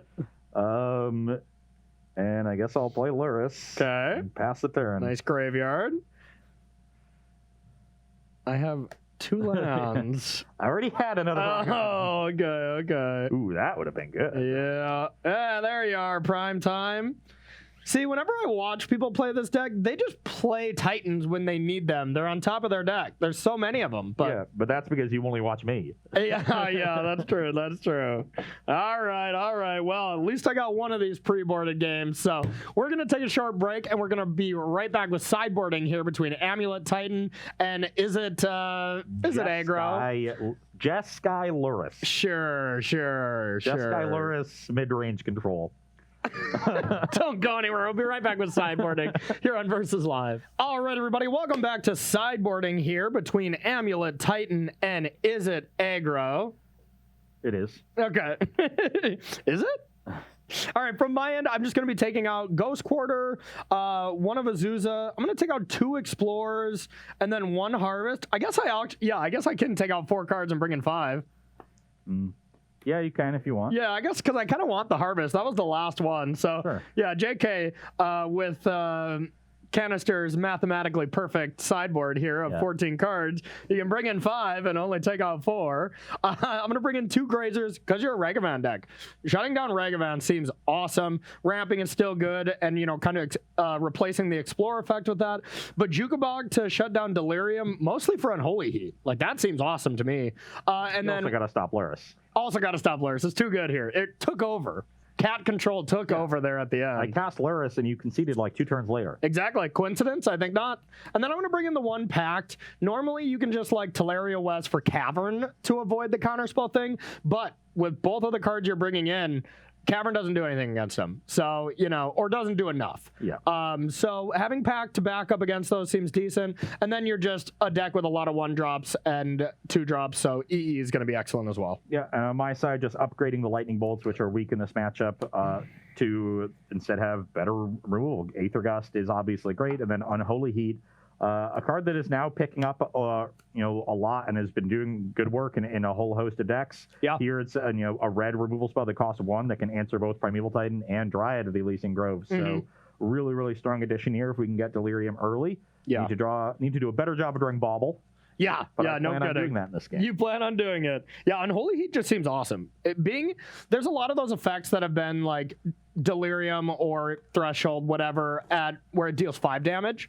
But 6 is kind of a number that, especially for a 1-mana spell, is kind of unheard of. So being able to, and I mean, there's important 6 toughness creatures, you know, mainly just Titan. I guess I can't think of another one, but maybe a Tarmogoyf someday. It's also hitting Planeswalkers. Yeah. It could hit a 6/6 Shadow or a 6/6 Scourge of the Skyclaves. Yeah. Yeah, there's plenty of targets. It's pretty impressive. So I'm a pretty big fan of that card. Pretty big fan. All right, so I'm going to be going first. Looks like we'll be playing just the 3rd game here. I need to win this one to keep the marbles alive. I want them. The marbles were never alive. Yeah? Yeah, they're inanimate objects, Corey. Well, then why do They don't have sentience. Why do they move around so often? You know? I was gonna say they were speaking to me yesterday. Yeah. Rob hasn't slept in 4 days, so I've been eagerly waiting you to win a match with Titan. So yeah, Rob's been in dungeons for a while, and his brain's going a little bit. So pay no mind to him. All right, I will go first. I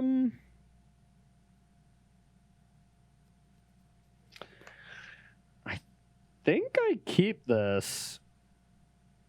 I'm gonna try it. I will not. Okay. This could be a mistake. I want your opinion on this later, because this is one that's iffy, but it seems like it could do some things. I'm just debating in what order I want to play these. Definitely something you want to think about if you're playing Amulet Titan. Is the sequencing of your lands can be very important.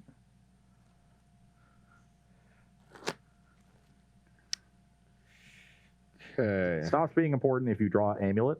Yeah. But let's see what my second hand yields. Already better than the first one. Okay. I lied. It's exactly the same. Wow. It's my 3rd mulligan to 5 today.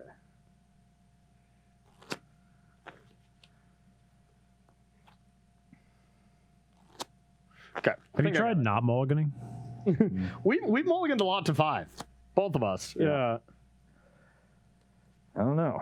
Just not giving me the goods here. You just need to simply draw good hands. It's easy. It's easy. I've been trying to complicatedly draw good hands. Rob hasn't slept in 4 days, and he has better playing advice here than you do here. You're just telling people to write stuff down over and over. That's not very helpful. I mean, that's what happens when you just have the 3 best players in the world here now, right? That's true. Hey, if anyone doesn't remember, this is the peak of competitive play now. It's versus live, everything else.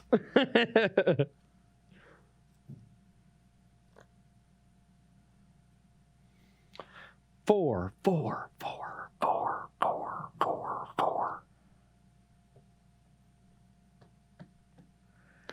Okay. Okay.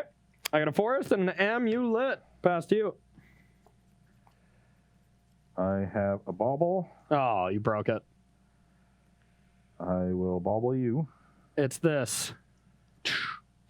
I will play a tapped Steam Vents and pass your upkeep, where I will draw a card. Okay. Ooh, interesting. I'm going to name non-land Amulet. Then I'm going to play Urza's Saga and play Amulet. Pass to you.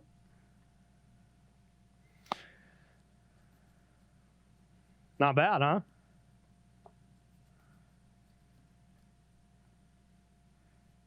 I will play a Scalding Tarn and pass the turn. Okay. Draw a chapter 2. I'm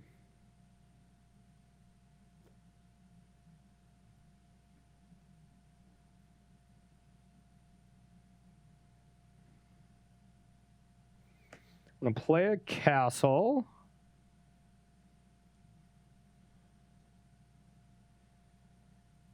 And pass to you. Yeah, I think Corey figured it out. I'll crack fetch on end step. Let's get a tapped Hallowed Fountain. I'll go to 19. Okay.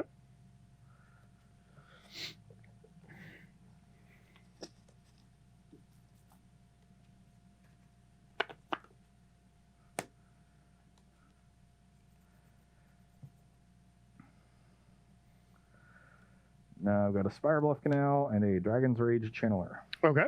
Pass the turn. Construct. Untap. Draw. Chapter 3.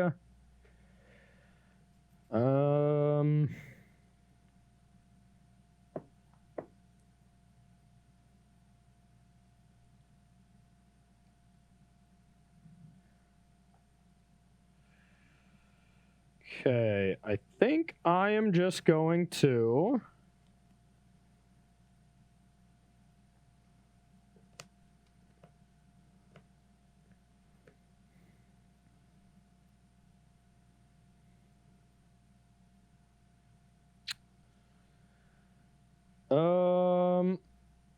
I'm gonna make a construct. Search. Yep. I'm gonna get.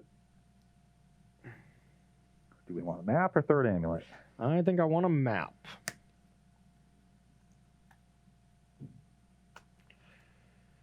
Okay.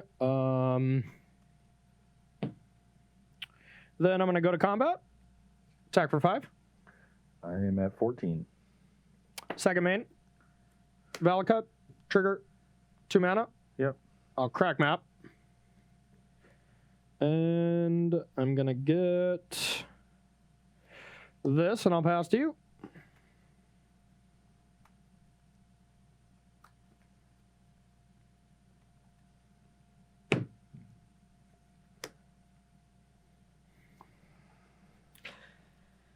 Yeah, I think the one nice thing about this is where you just clearly had interaction where you had to protect against Titan starting at turn 3. I'm going to force you to interact with these constructs, and then when you start to deal with those, then I'll kill you.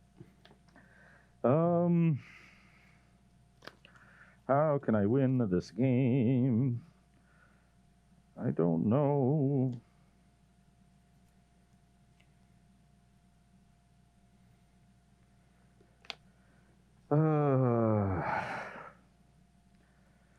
Pass.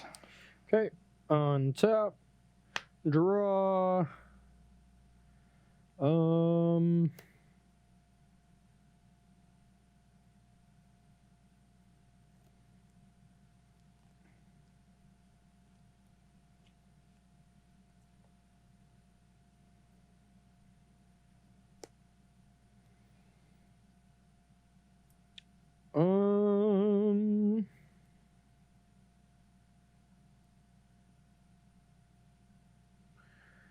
Let's go with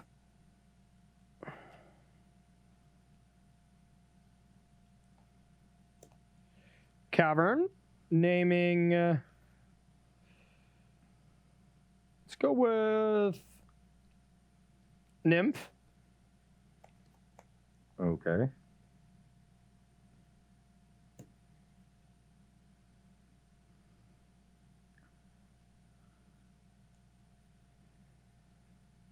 Dryad. Gust the Dryad, trigger Channeler. Trigger resolves.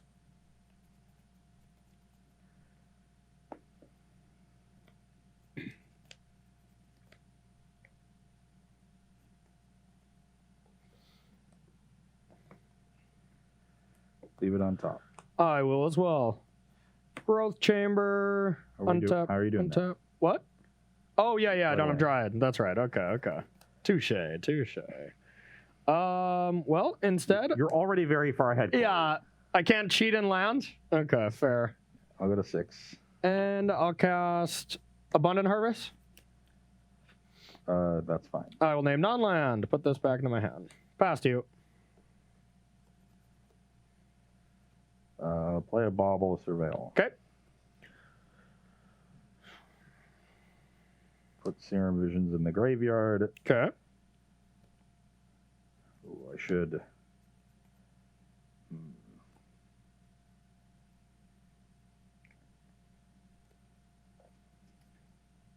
Chet says next time just say 2 Explorers, Corey. Oh my god. Yeah, 2 Explorers.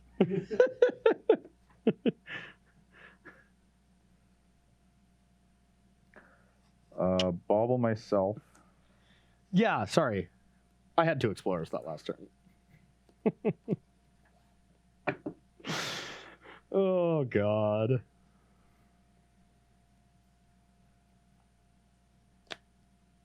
Play a Snapcaster. Okay. Cast Serum Vision, Surveil. Yep. Put that in the graveyard. Okay. Resolve Visions. 2 lands can go to the bottom. Okay. Play the Steam Vents tapped. Attack for 3. 17. Pass the turn. Upkeep, I'll draw. Okay. That was the best possible draw.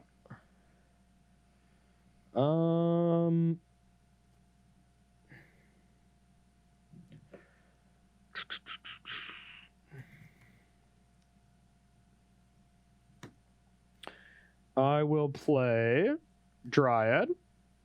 Sure. First land, add 4, return it. I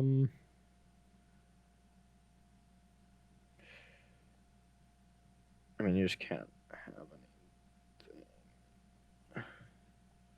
Primeval Titan. Yeah. Had 2 forces if you had pacts, but Yep. I did, but also had the Titan. I think that, I mean, with you literally have to have subtlety, and that doesn't do anything, so it doesn't matter there. But there is some combination where I can just return Grazer, to give it Cavern if you did leave mana open that I was able to do. But yeah, this seems like it'll do it. Go get Valakut, go get Hanwar Battlements, kill you with just the lands that come into play, and yeah. All right. There's nothing I could have done there. Yeah. Just didn't. Yeah. They didn't get off the ground fast enough for a deck that's supposed to be aggressive. Never had the turn on Rogovan, which is really what I want. Yeah. And I've played Dragon Rage Channeler in the red decks where you have a bunch of cheap spells, and it's always looked so good. Yeah. Did not look nearly as good in this deck where you're playing reactively and your spells are more expensive, especially in a matchup where I have to bring out my lightning bolts. So the cantrips are Bauble and Serum Visions. You only have the 8 and then a bunch of 2 and 3 mana interaction. You got Iteration that you play proactively as well. But I would play a Dragon Rage Channeler and then it just kind of sit there not really doing anything. Yeah, it seems like the Izzet Prowess decks just seem better to me. This just seems a little, just different, I don't know what all the counter spells are that much better against as far as matchup goes, I'm sure there's plenty of them, but it doesn't seem like the counter spells are even that much better here. Like I'm a little bit more afraid of the pressure, I think. Yeah. Or maybe it's just too many counter spells. I feel like if you're going in that vein, like this is what I think this deck is. It's halfway to Izzet Prowess, and it's halfway to Jeskai Stoneblade. Yes. And it's pick a worse than lane. both. Yeah. Pick a lane. I think you're making your deck worse than both of those by being that middle ground to it. Just commit to one of them. That said, I think the straight Izzet builds that play Murktide Regent. Yes. And they usually play Delver too. They some do, some don't. Yeah. But they definitely have fewer counter spells and more cantrips, so they're more proactive. That's going to make you a better Channeler deck, a better Regent deck. Yeah. You're not as concerned about getting the Lurrus. I think that's just a better build of what this style of deck is trying to do. I agree with you. The way this version is built, I'm just looking at it like you already have 2 white lands for Lurrus. Like, why aren't you just playing Stoneforge Mystic? Yeah. It just seems so much better because it's so self-contained. Sprite Dragon didn't look that good. It didn't grow that quickly. It looked okay. Yeah. Sprite Dragon, it was good because it flew over my threats in this specific matchup, but dang, does that not seem good? Like if I just went like Renin 6 or, like any of those spells immediately. So yeah, not too impressed. Yeah. And Canister did destroy this matchup too. And it just looked like our opponent maybe got unlucky, but maybe it's just, this is not a good matchup. I was not impressed by this deck. I think I would rather look at than Izzet build or the full-on Jeskai Stoneblade build if you want to play, a blue Rogovan deck. Yeah, because think if you just had like Prismatic Ending as your interaction early there against my Amulet. Oh yeah, by the way, the hand I kept was Primeval Titan, Amulet, Urza's Saga, and then 4 other lands that are not bounce lands. But my whole plan was just turn 1 Amulet, turn 2 Saga, turn 3 at least make 1 construct, and then go get Map to get a bounce land to cast Titan. I think it was just on turn 4. But is that a bad keep? It's slow, but with the way my deck is constructed, I wasn't really able to punish you. I mean, the constructs look great. I think I might have just beat you if I only used the constructs. No, I agree. I wasn't beating that. You know, maybe if I had turned 1 Ragavan, I could have, and like an Archmage's Charm, I could have put up some fight, but I had the counterspell Aether Gust hand. Yeah. And so your hand, you know, it just matched up really well against what I was doing. And then after I played second Amulet, you had to defend against Titan already. Yep. I couldn't have done it no matter what. I mean, if I drew a bounce line, I could have, but you know, I didn't have that available, but I knew it was going to put you in that squeeze where you're like, I have to hold back. I can't just put creatures on the battlefield this turn, which, you know, would have been ideal for you, but you can't do that because then you just die if I have it. But I could have forced a negation to your turn 1 amulet, but that wouldn't have really done much of anything. Yeah. You know, that you weren't really dependent on those amulets at all. And I drew the other one, which, you know, was fine. Yeah. And eventually Dryad was actually going to kill you there too. So yeah, it didn't look great. We talked about how pressure and disruption is a good combo against ramp decks, also against combo, but this deck just didn't really have the pressure part of it because the threats it's playing want to be in a proactive shell with a lot of cheap spells, and this deck just doesn't have enough to really leverage them. Just forcing our visions for Bauble and Iteration really isn't enough, especially when you're playing all these 2-3 mana counter spells that you need to be holding up mana for. Yeah. So you're sort of hoping to play Channeler and Sprite Dragon on turns 1 and 2, and then start reacting from 3 on. Yeah. But that's not really how it goes. Like in Modern now, your opponents are also doing important things on 1 and 2. Yeah. So you usually just don't get those turns for free to do whatever you want and set everything up. You're kind of living in a dream world there. You know what it gave me vibes of is just like, is it Phoenix when their post-board configuration is to react to your opponent where they just make their deck so much worse? Like, you know, it gave me vibes like that. Yeah, it's like, is it Phoenix when your opponent over-sideboarded? Exactly. Yeah. So not great. Rob, do you got any questions before we go to break here? I do not at the moment. Okay, excellent. Well, if you got any questions for our last round, get them coming in. Maybe about the new D&D set. We've looked over that a decent amount. But that's going to do it for our second round. We are now 1-1, so we'll be playing this last round for the marbles. Putting Amulet Titan through one more test. What's the third Aether Gust deck that you got? This is going to be the Is It Food or Is It Asmore deck. Oh, okay. One of the more popular builds. And we played the Demir version, or you played it on Tuesday's show. We played some with the green versions. But this is it with Ragavan and Urza and Emry, kind of like a little of everything. Yeah. So a deck that has a powerful, you know, engine of its own, and especially because Asmore can kill Primeval Titans. So I expect these will be the longest games of the day. Yeah, and like I remember watching this. This was actually the finals match against these two. Canister got destroyed, but I'm hoping for a repeat performance. Yeah, hopefully. But it reminded me a lot of, I was really high on the Underworld Breach grinding station for the first 2 weeks or so, and now I'm a little less high on it. I think it's just there's better Ragavan decks, and I think I like this. This was the deck that kind of pushed into like, okay, Ragavan is just really good in more interactive decks instead of a combo deck, even though it was fine in the Breach deck. Yeah. So it looked really cool, and then it felt like a little bit of the bridge before, you know, between like Breach and Jeskai Stoneblade as well, but this one I think is pretty good with Asmore and stuff too. So, yeah, because it is also a very interactive deck in itself, even though it has that proactive engine. Yep, exactly. All right, everyone, we are going to take a short 5-minute break and we'll be right back with round number 3 here on Versus Live. Don't go anywhere.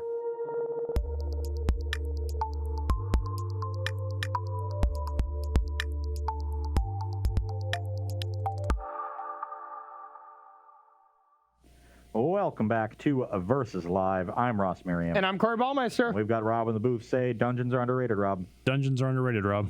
Rob will be taking all of your questions, comments, concerns, and burns in the chat. Make sure to tag at Star City Games so he can see them and send his favorites over to us. It is the last round of our Amulet Titan Gauntlet today. A 1-1 split in the first 2 rounds, which means we are playing for the marbles.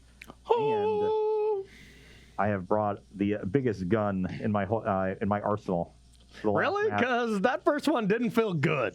It didn't feel good at all. This was specifically the deck that defeated Canister in the finals of the first challenge last weekend. So we got a rematch of that final. See if Corey can get some revenge for Canister while also retaining the marbles, or if I can take them back after a rough go over the last couple days here on Versus from my side. But this is a very good deck. I thought it was a good Tuesday. The sun was shining, the birds were chirping, the grass was greener. I mean, it was a good day. Sure. This is an Asmore deck. So that same food engine that you see with Urza Saga, Asmore, Underworld Cookbook, a little bit of a toolbox with some other cheap artifacts, and this time using Ragavan as another great threat that also generates artifacts, can power out Thought Monitors, can get you to Urza faster, can allow you to set up the engine while holding up Disruption. We're playing Lightning Axe, we're playing Metallic Rebuke. A couple of good options here that should play well. And this is going to be, I think, the most sort of straight up matchup. But this is the deck that has the least amount of ways to stop you from getting to Primeval Titan. I'm not super fast, and I only have the 3 counter spells in the main, a little bit more in the sideboard. But this is also the most powerful of the deck, so I can stand up to a Primeval Titan the best. Yeah, no, that should be impressive work. Asmore has always been pretty strong at just dealing with it. Like, the combination of being able to kill Dryad and Primeval Titan with Asmore just makes it really tough to deal with, So I'm a little worried about this matchup, truth be told. But for what it's worth, I do think the Dimir list is just a better Asmore deck that isn't playing Feasting Troll King. I'm not positive if the Feasting Troll King version is better or Dimir, but I really do think Dimir is a little bit better. Like, Ragavan is fine in there, but it isn't a ton of ways to push through Ragavan, so I don't think it's the best Ragavan shell I've ever seen or anything, but we'll see. Maybe I'm wrong. It's certainly a deck that does not utilize Ragavan as well as the fair decks. That said, the card is still so powerful that it might be worth running. And should it be good in matchups where your opponent doesn't interact as much early like this one? That's true. So let's battle. All right. I get to go first, right? That is not how it works. Oh, okay. Instead, I will be going first. Okay. And I will keep my hand, I guess. Yeah, this hand is slightly awkward, but I'm going to keep as well. Okay, I hope for the best. Go to 18 and play a Ragavan. Whoa. You're not supposed to have that on turn 1. Pass the turn. That's going to be very good against me. Oh, God.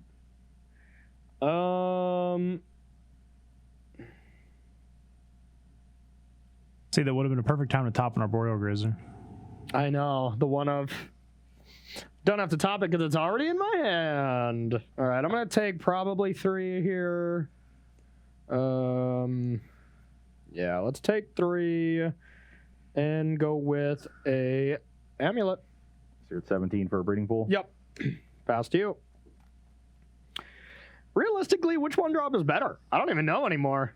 Amulet used to be the most busted thing you can do on turn 1 in Modern, but Ragavan says, Doesn't say a whole lot. He's a monkey. Yeah, that's right.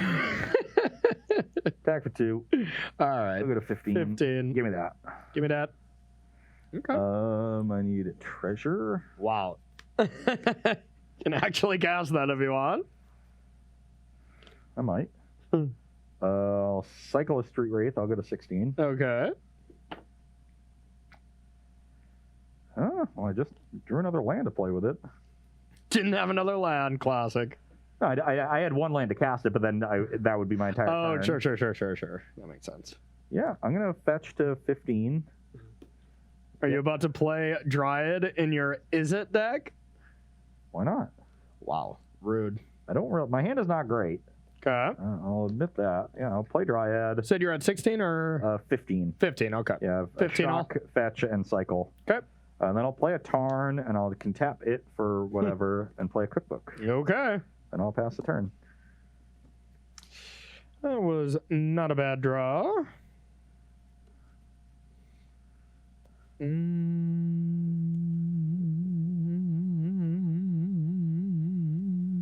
All right, I will play a castle and explore. Yep. And then I'm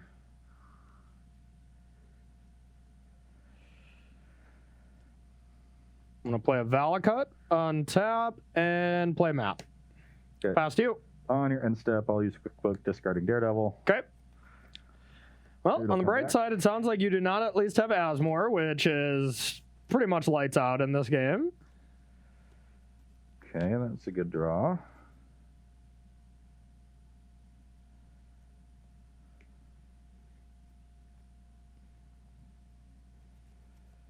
I'll play an Urza Saga. Okay. Chapter 1. I will play a Soul Guide Lantern, exile the Misty. Okay.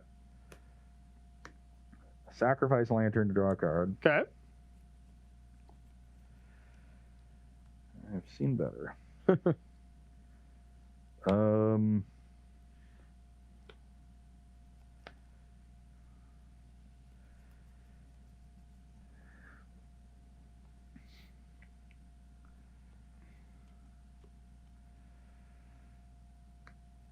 Play Shadow Spear. Okay. Oh yeah. I guess I will move it to Ragavan in case you draw a Grazer and attack for 5. Down to 10. I go to 18. Oh, perfect.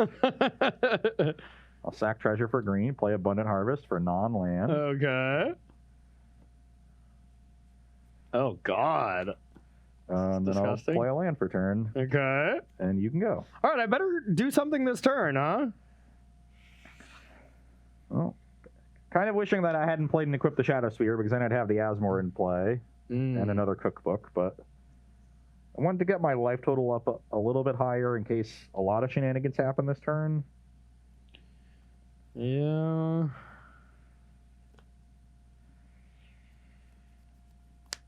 Looks like I'm going to be a little shy. Should have food in play somewhere. Yep. I think I sacrificed it like it was a treasure, but it was from the Ragavan trigger, and I didn't put the treasure into play. Instead, just mistook the food for it. Let's try to be better about keeping track of that.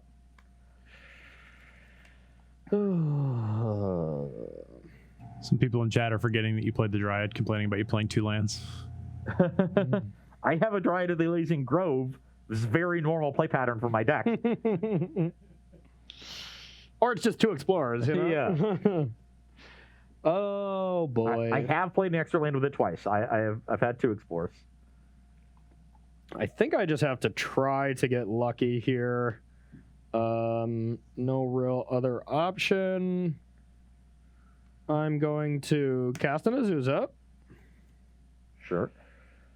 Cruel Turf, untap, 2 mana. 2 more land drops. Yep. Explore. Yep. Got there. Wow, that was excellent. Okay, so 1, 2. And a third from the Explorer. Yep, I'm just wondering if I want to return a different land. You could return Castle, replay that, and then have more lands in play if that's what you wanted. 2. Or I could just play this castle as well. Yeah, and then keep the bounce land in hand. Yeah, that seems better. Okay. Yeah. So I know Gruul Turf is one of your 2 cards. Yep. I So assume we will be getting Valakut and Onward Battlements. yeah, I would think so to start.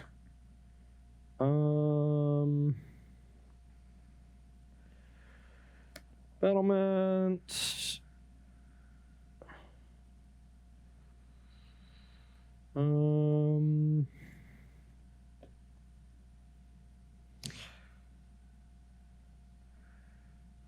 Guess I can get Vesuva here. There should be another Valakut. There is. So why not just leave the... Oh, you could bounce it? No, there's another one in the deck. In the whole list, but... Has the other Valakut in hand. Yeah, I think I can safely just That's get good Vesuva. for me. That means your hand isn't very threatening. And so then you attack and you get another trigger. Yeah. And now that one, I'm not sure. I assume it's got to be Teleria West Growth Chamber. Yeah. And then you can bounce the Teleria West until a double blue next turn. Yeah, that makes sense, I suppose. So just this, untap. Yeah, it'll also let you sack map and unstep for something else too. Oh, wait, I can't transmute because it's in combat. No, though, you'll right? have to transmute next turn. Yeah. But you have the double blue to do that, and you have infinite mana, and you can map again. Yeah. So yeah, I suppose I return this, and then I can just activate map, and that's really all I can do. I'm gonna take 6, go to 12. Okay, pass to you. On your end step, I'll make a food with the cookbook. Okay. Then I will draw. Chapter 2 of the saga goes off. I will make a food with the cookbook. Okay. I will then play Asmore. Okay. Let's not tap the saga. That's the one we don't want to tap. Yep. Then I will get another cookbook. Play that.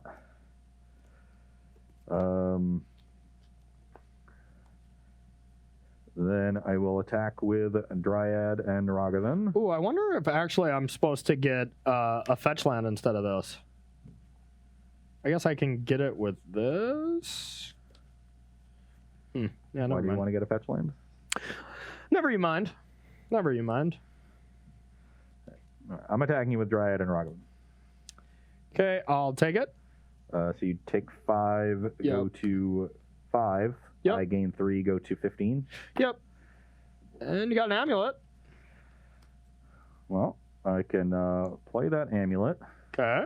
Then play Steam Vents tapped and have it on tap. Yes, gas. So many permanents. So many. I like how I've literally hit 3 spells off the top of your 34 land deck. Yeah, agreed.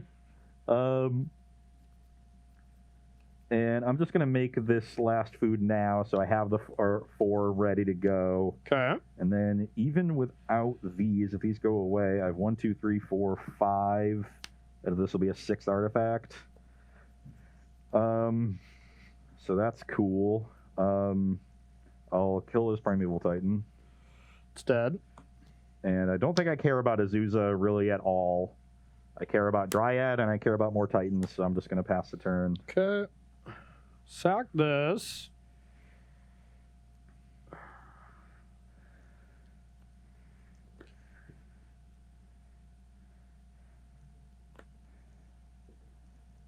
Get a fetch land, transmute for Pact for Dryad, play a land, and then you at least get 1 trigger out of it and can deal with the Asmore.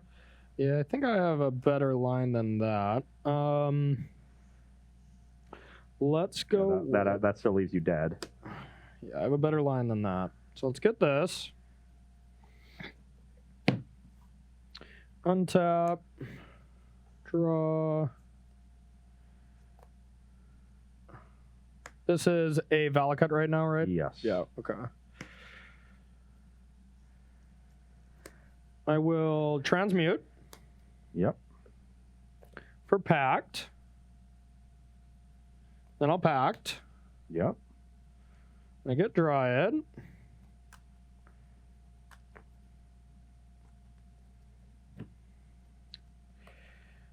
Play a land. Going to cast Dryad. Yep. Valakut, 3 triggers.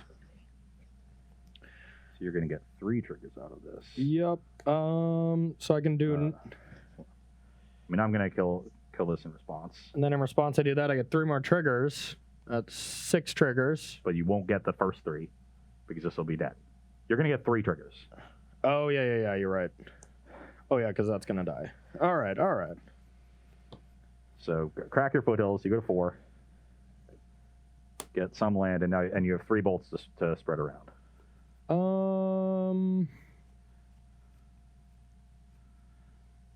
Yeah, I guess that's not good enough, is it? It does keep you alive. You kill the... Oh, no, because I just moved the Shadow Sphere on top of the big token, yeah. So I wonder if there's anything else I can do.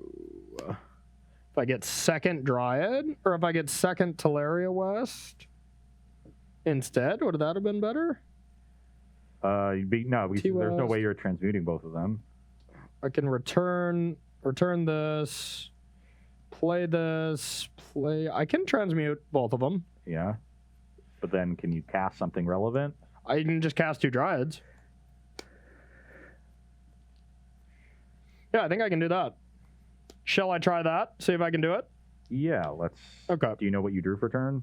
Yeah, yep, just a basic forest. I guess we can assume... It's the same, right? Yeah, so just instead of this, I get a T-West. Yeah. What did you get a land out of that when you used it? I haven't fetched yet. Okay. Yep. So let's get your Teleria West and see what you can do Put with that back in the deck. Because I think... And then this is also back. Where's the pact? Yeah, well, I transmute for that. I'm still going to get that. Yep. So... Where's the pact that you casted? Shuffled it back. Or yeah, it's in the yard. Okay. So we'll do that. This is going to be in my hand. I'm still... It's also in your hand. Yep. I'm yet to play a land. You can shuffle that up if you want. Yeah. Then my first land. Now you play Bounce Land, Return Growth Chamber. Bounce land, return growth chamber, untap. Second land. Make blue-green. Blue-green. Return Growth Chamber. Third land, make blue-green, Return Growth Chamber.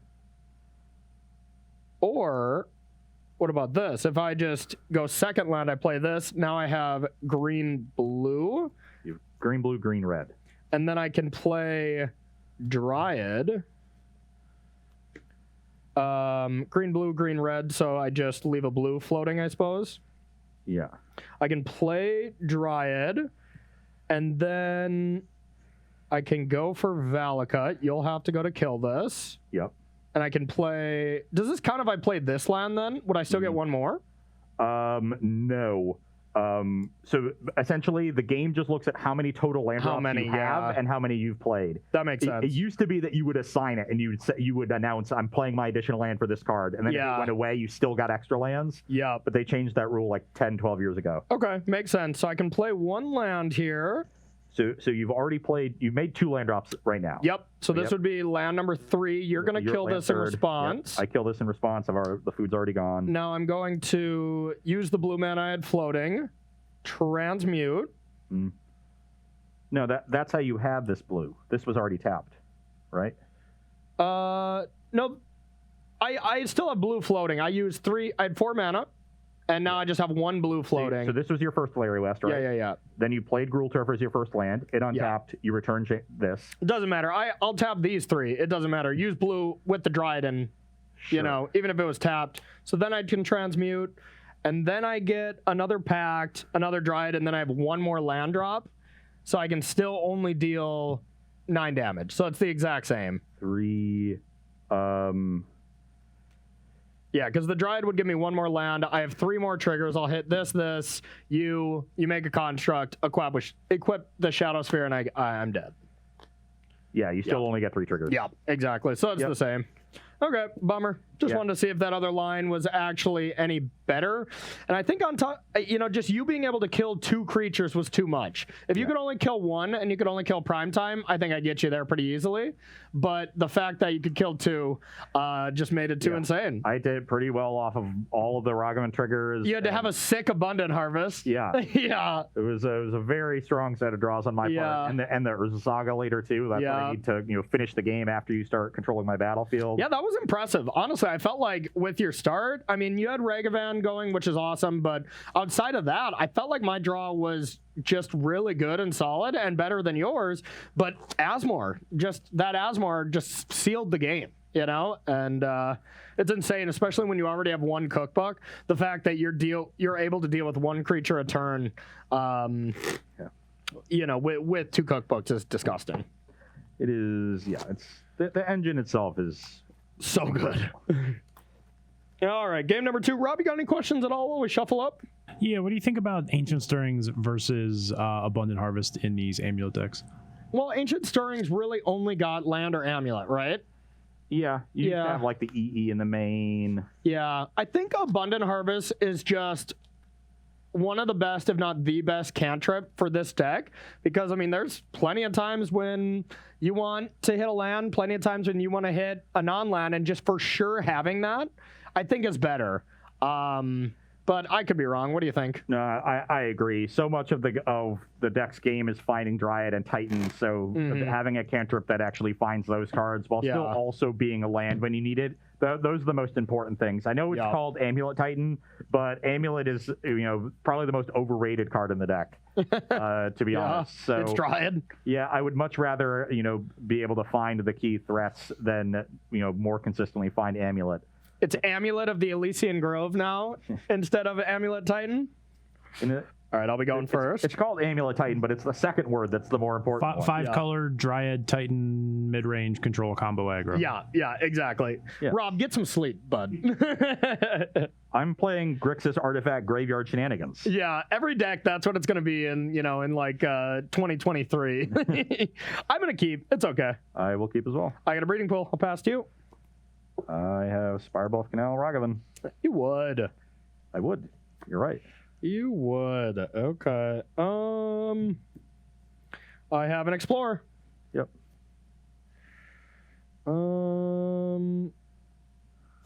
Pass to you. Okay, I will attack for 2. Okay.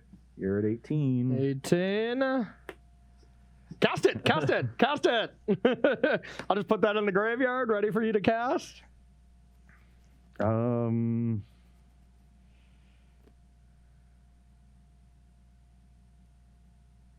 minute. What did you do? Oh, I think I played the wrong land. Yeah. Sorry, I was supposed to play this. I'm going to crack a Delta. Am I? Yeah, I think we'll do that. I'll go to 19. Okay. And I have a Cookbook and a Shadow Spear. Okay. And I'll pass the turn.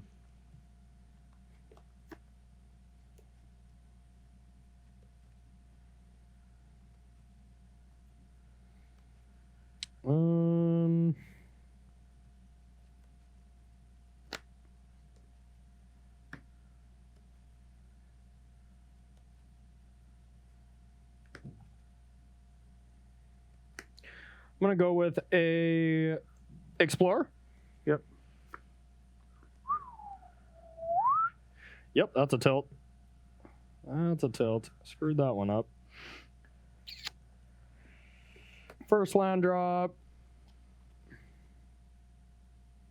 Second land drop. Dryad. Yep. Extra land drop. And Amulet. Past you. You have 1 card in hand? 2. 2. Well, I think I'm dead. On your end step, I've got Daredevil. Okay. Come on, Asmore.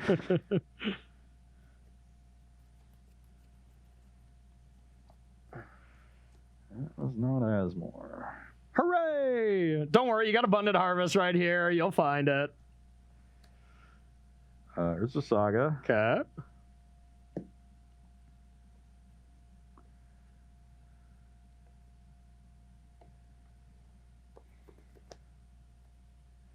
And I'm 1 short there.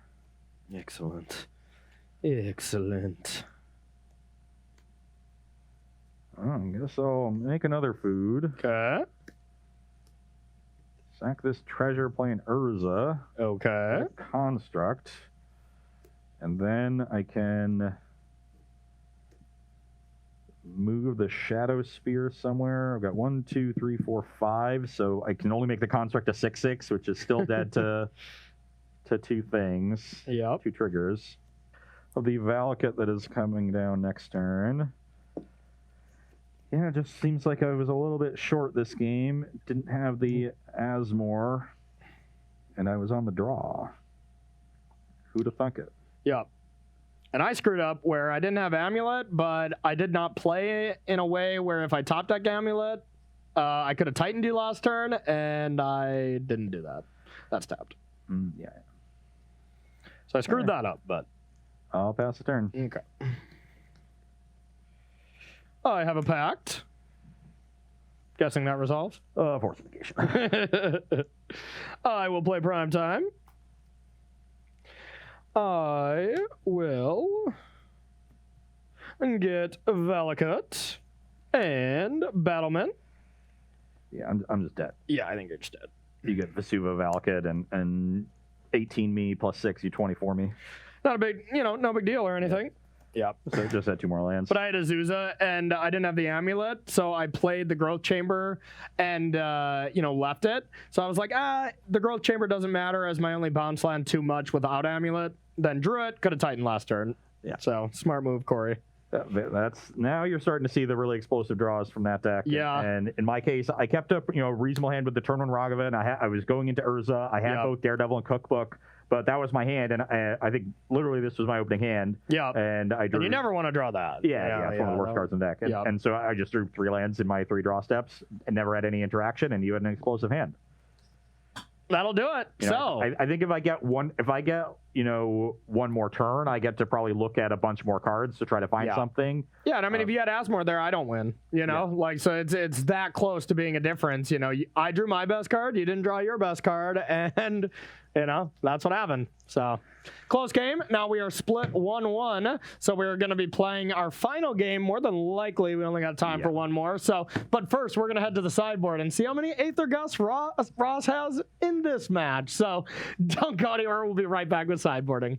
Welcome back to a Versus Live, where we are sideboarding in our matchup between Grixis Artifact Graveyard Food. Yes. And Amulet Titan. Yeah. On my side of things, the Aether Gust and the Ashiok are the obvious ones. They are excellent in this matchup. And then it just comes down to what cards I want to bring out. The Shadow Spear and Soul Guide Lantern are the worst cards in the deck and the obvious ones to bring out. I'm also choosing to cut all of my Emrys. I think it's going to be a play-draw decision between Emry and Ragavan. I think Ragavan is going to stay in on the play, and you would cut Ragavan on the draw, whereas Emry would stay in. It's the idea there is that both of those creatures are meant to be played in long games because they're generating value turn after turn. And these games are going to be more condensed. And I don't need as much just raw card advantage. I need to be able to pressure you, get my engine online, so to lock you out of the game as quickly as I can. So we're cutting some of the raw card advantage for more interaction. Because I'm cutting all the Emrys, I've got one more slot to bring in, and it's a question between Galvanic Blast and Abrade. Abrade answers Amulet. Galvanic Blast answers Dryad. I'm more afraid of Dryad, I think. So I'm bringing in a Gal Blast. Fair enough. For me, I'm bringing in Force of Vigor. Seems like a slam dunk against any artifact deck. Foundation Breaker, also not bad. As a nice tutor target. Dismember, good against turn 1 Ragavan, as well as Urza. Maybe hit it on the stack when your plan was to gust me. And Asmore. And Asmore. EE, excellent against Asmore as well. And then I'm bringing in the one tracker in case you get Ashiok out on me, and I got to just try to win with the fair game. I also just like the tracker when both players are bringing in a bunch of interaction. There's 12 more interactive cards across the two decks than there were in.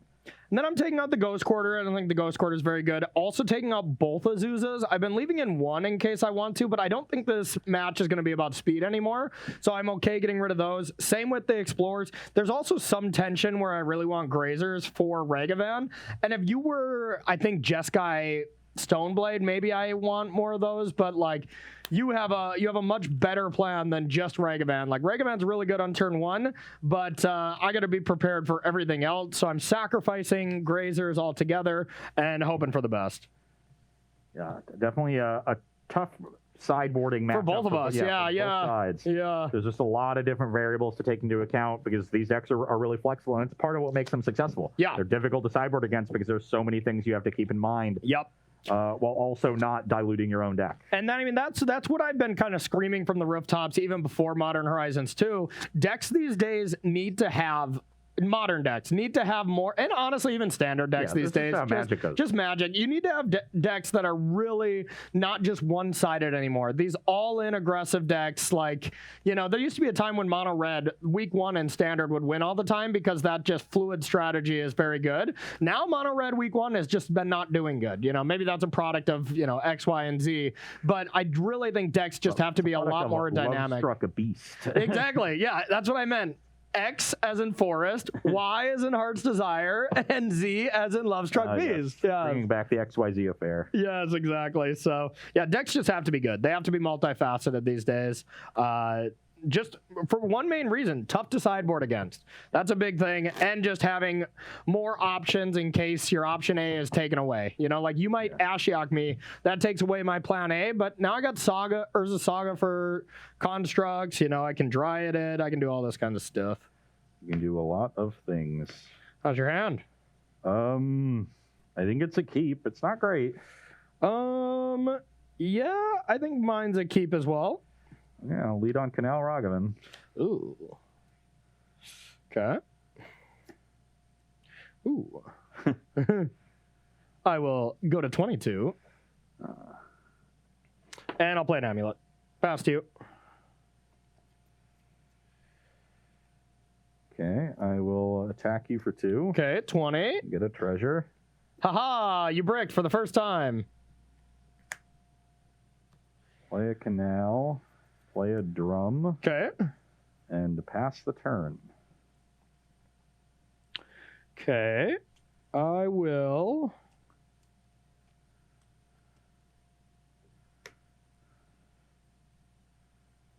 Add a mana. Growth chamber.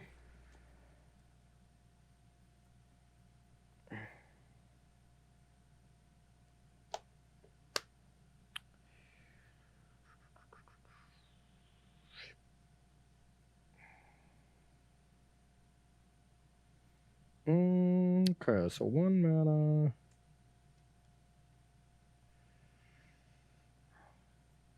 I'll go with Dryad. Yep. And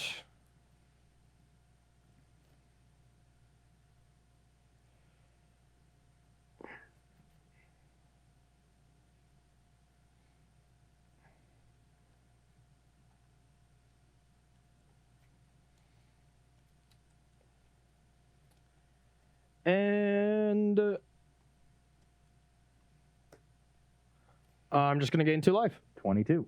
Past you. Okay. I need a good draw step on this turn. No good draw steps for you, please. Good draw step, please. That does not count. Yay! I need a couple of those too, though, so I can't get too cocky right away. Okay. I do get to do something cute here. We'll play as a Saga. Okay. And I'm going to announce a Thought Monitor that costs 5. And sack the treasure to help pay for it. Yep, you were right about that. Draw 2. Yeah. Yep. And pass the turn. Okay.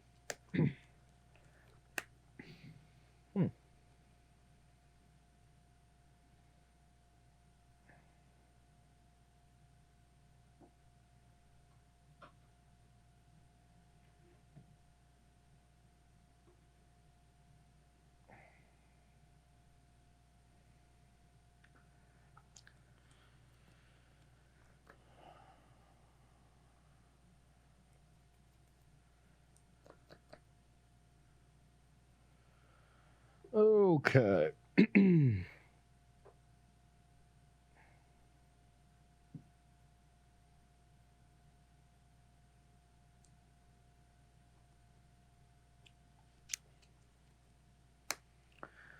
going to go green, blue, colorless, float the blue.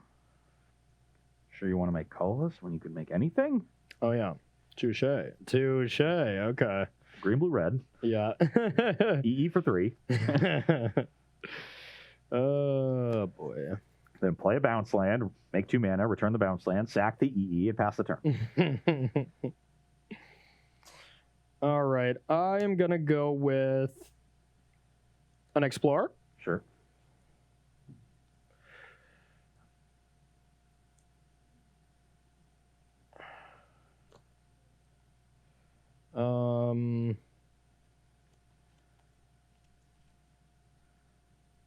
First land. Yep. We got 2 more to play this turn. Second land. Wait a minute. No, we took the lands back. Yep, taking them back. So I have 3 lands. 3 land drops. Oh, this is tricky. Yeah. It's a hard deck to play. It really is. It really is. Okay, so yeah, we're gonna go 1 land, 2 lands, float this. So 4 mana. I have 1 more land drop. Yep. God, no, I don't want. I want this to be in my hand. So, sorry, one last time. So 2. So you've made 1 land drop. 1 land drop. You have 2 left. Yep. Another 1. 3, and then I just want to cast Force of Vigor, and for sure take out Urza's Saga, and drum. Okay, sorry about that. I was so close to being able to do more, and I thought maybe I could do it. So I'll pass to you then. Okay, that was not good. Yeah, I honestly, I acted too fast. I should have probably responded to your Urza Saga trigger and forced it before you could add mana, but oh wells.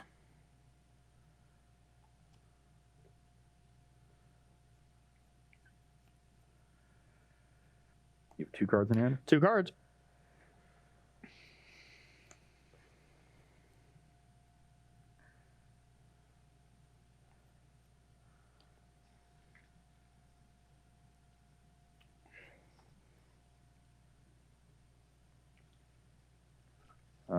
Attack for 4.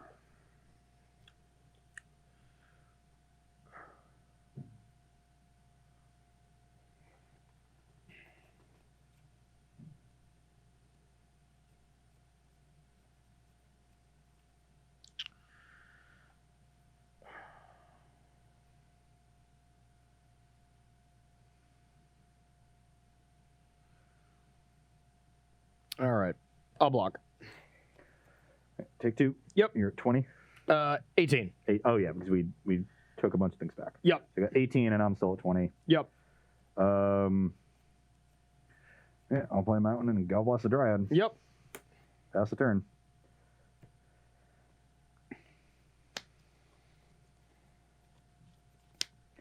Very awkward Gal Blast. If it was a Lightning Axe, I would have won this game very easily. Yeah.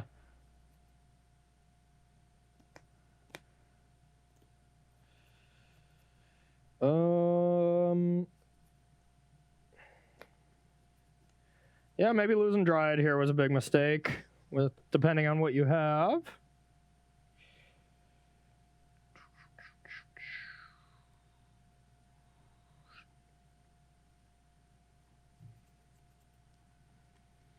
All right, I will play Simic Growth Chamber, float a mana, untap.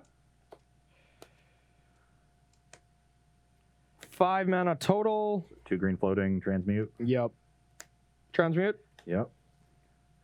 Had exactly enough for this to work. Yep. I guess use the 1 from the Radiant Fountain and the 2 blue from the Growth Chamber. Still has 2 green. Now can sink into Castle and get to 6 if he wants to Titan. Could get Dryad if he wanted to. Yeah, that's what I'm thinking. But no, I'll get Titan and go for it. Resolves. Oh, okay. So now I want probably just Valakut. And Hunter Battlements. Yep. It's easy to get those. Haste. Attack. For 6. And then I want Teleria West. Growth Chamber. And either Growth Chamber or Vesuva. I wonder which is better. Probably Vesuva at this point. Generally just like to leave the Vesuva in the deck. Do you? Okay. When you have ways to tutor it. Okay. So then I'll untap. This is mid-combat, so you're not going to get to transmute this turn, but you have plenty of mana for next turn. Yeah, and take 6.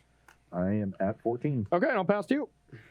All right, well, there was no gust, so it was worse, but I was like, if you had a gust as well, this could get a little bit bad, but...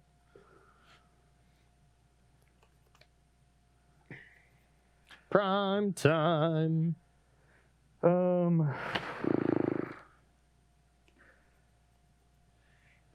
Yeah, I have the Ashiok, and I can protect it for a turn. I couldn't play this last turn, though, because Corey had a bounce lands, so with Dryad, you can just kill the Ashiok before doing anything. Yep. That's pretty good. Then I will pass. I can chump a lock for a turn with Thought Monitor, have Ashiok go to 1. Yep. Give me like a Tireless Tracker, please. Okay. You just want a Dryad. Yeah, that's true. That's true. I will make the block.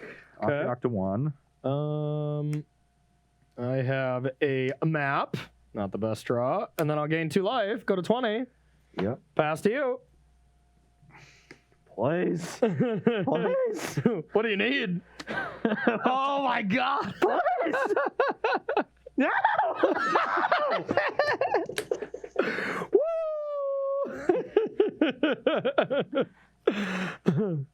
You can go. Oh, man. So food decks are your favorite thing, huh?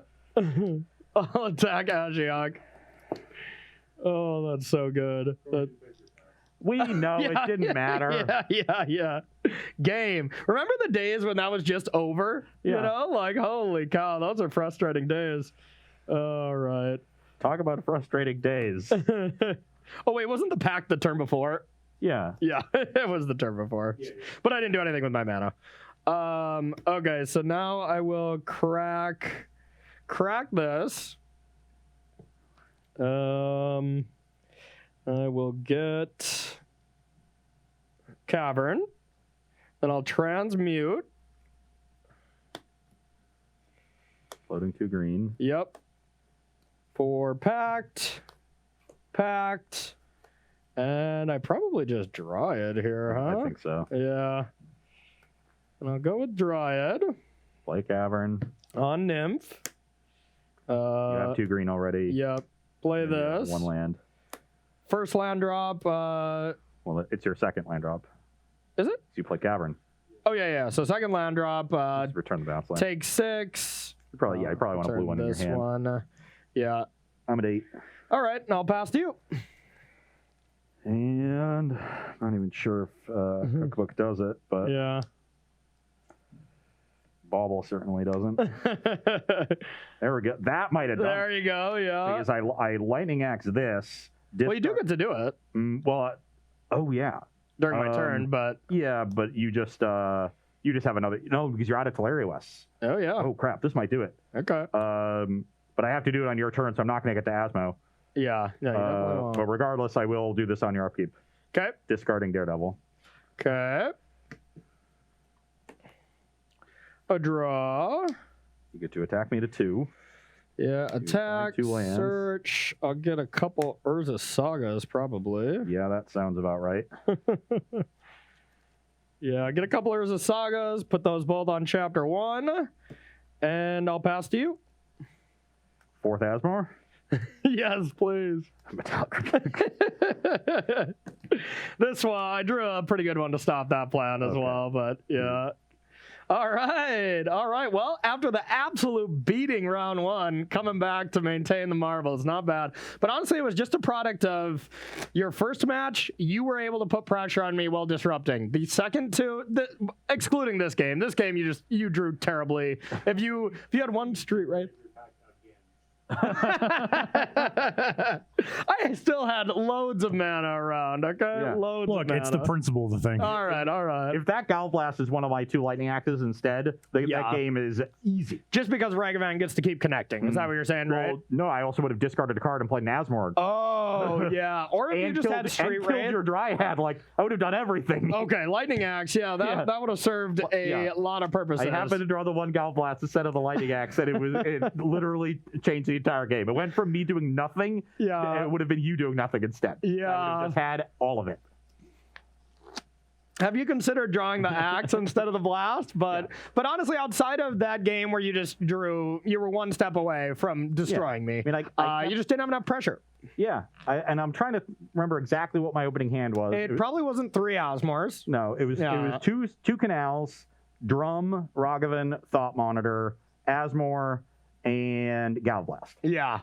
And I even made a mistake where I could have forced with your Urza trigger on the stack. And I think I should have did that. Hit Urza Saga, hit probably Drum, just to stymie your ability even more. And you can't really do anything in response to that because you can't add mana yet with Saga before that. Yeah, you definitely could. And I just would have had to throw away my Explorer. So I got to draw an extra card. I got to dig 1 deeper. So maybe it was better, but it seemed like that would have hurt you. Oh, yeah. I had exactly enough mana to play Thought Monitor.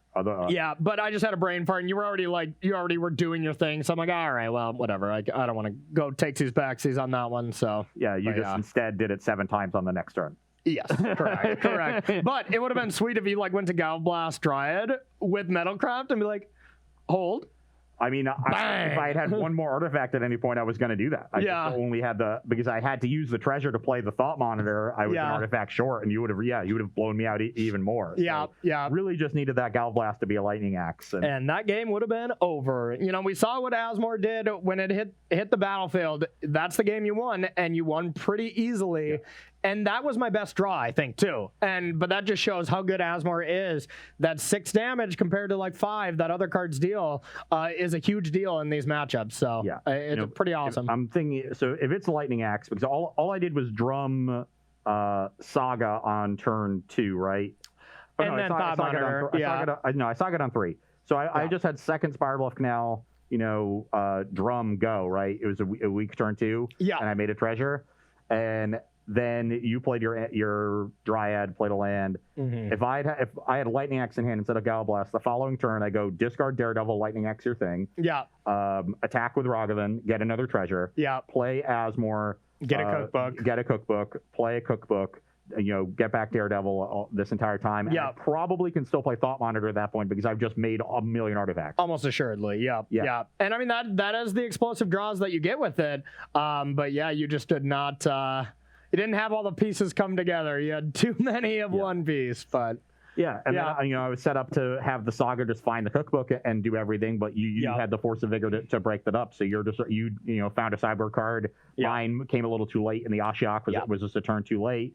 And so that game looks very lopsided, but it's very close to teetering the other direction. It really was, yeah. But it teetered in the right direction. That's all that matters. So, yep, you guessed it. Amulet Titan still pretty broken. Putting it up against 3 decks that have game against it.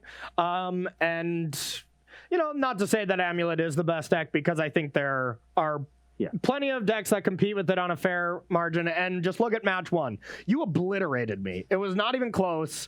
I was barely in any of the games. I think you 4-0 or 5-0'd me. 4-0. Let's remember, when we think about this day, let's just remember match 1. We can forget about everything else. Yeah. Let's just go back to that time when I was casting dragons and taking all the turns, and life made sense. There was joy. The sun was shining. Hey, don't steal my line. The marbles always will remember who took it down, though. So again, they're not sentient. They don't have memory. Oh, okay. I get that wrong again. But any big takeaway from the show, as well as as we've been doing with Modern, what would you play in a tournament? Has this affected your deck decision at all? Or it makes me think that your opinion regarding these blue Asmore decks, where you think the Dimir is the better version of the two, is right. I think that's true. When you're Dimir, you get bone shards instead of lightning axe, which is even better. Yep. As far as a cheap enabler, that's a. And I know Kane played like 2 or 3 Ashioks for this matchup. Yep.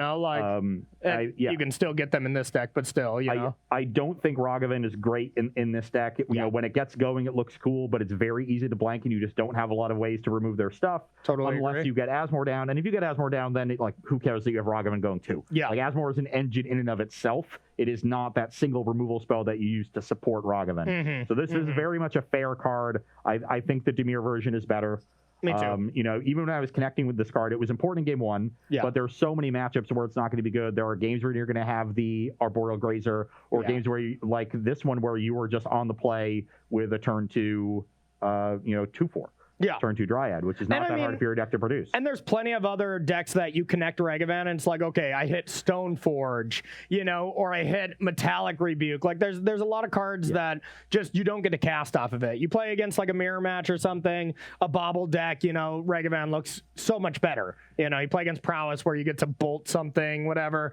That gets a lot better, but there's some matchups where it's just not even that great too. So that's another factor. Yeah, and you're not hurting for card advantage because you have Thought Monitor and Emery, both of which go better in the deck because they play well with the food engine. Mm-hmm. Emery can find a cookbook from the graveyard. Once you get a little bit of the engine going, Thought Monitor is very cheap, just a good card to keep the gas flowing. Yeah, I'm inclined to say that Dimir is the better version. Yep, and then the Golgari version is just different. I do think Blue Black is better, but the draws from Blue Black, the ceiling is lower, but the floor is higher. in my opinion. And the ceiling's higher on the Golgari one, but the floor is super low because it's some really awkward cards. Because in the Golgari list, when you have Trail going, it's a little bit more of an expensive draw engine. But when everything's coming together and the cards are flowing and you have plenty of mana, Troll King on 2 and stuff like that. You're drawing cards and making 7/6s. Yeah. So I agree. The ceiling's higher there, but the floor higher in the blue deck. You get good at like your sideboard is probably way better from the blue deck with Ether Gust and you can play Ashiok in the Golgari list too. But so what would you play if you're playing a Modern tournament this weekend? I'm still a big fan of the Jeskai Stoneblade deck. When I play proactive decks, I like my cards to be incredibly efficient, and that's what that deck looks like to me. Yeah. Just every single card, ruthlessly efficient, being able to play aggressive early, but still have so much late game power with the Planeswalkers and Stoneforge Mystic. Just a really, really attractive, package that's going on there. So that's where I would lean. I wrote this week about the Colossus Hammer decks. I think those decks are very underrated. Yeah. Especially as a home for Urza's Saga. So that's a deck that I would personally explore. Probably not your style. Yeah, I've played it before. I played it for Dropping Bombs back in the day, and I did enjoy it. But not exactly my style. But I think that's a deck that's being underrated right now. There is inadvertently, there's a good amount of disenchants around. Yeah. But the deck is so much more resilient with Urza's Saga around, and it's so fast. So I would love my matchup against Amulet with that deck. Oh yeah. I think I would be okay playing against a food deck too. It's basically just can they find Asmore early, and sometimes turn 2 Asmore is not fast enough because they don't have enough food yet, and you just kill them. Totally agree. And then you can pretty easily sideboard against one hate card really. So that's a deck I think is being underrated, but still has yet to prove itself to be in that top tier that we discussed earlier. Yep, agreed. And for me, same. I will be playing on Saturday Jeskai Monkey Blade. I love it. Jeskai Stoneblade deck looks really good, but the two questionable ones that I think are completely fine to play, Amulet, Dimir, Food, I are my close other ones, but I like the Jeskai deck still quite a lot. So we talked about those 4 categories, and it's Amulet, food decks, prowess decks, so Swift Spear and fair Ragavan decks. Yeah, and we both agree that Jeskai Stoneblade is the best fair Ragavan deck. Yeah. I think we agree that we don't like Karn, we don't like Tribe Scout. I think this is the I think this is good. I would play Boris Garrison and that my land base change, but I like this spell base when it comes to Amulet.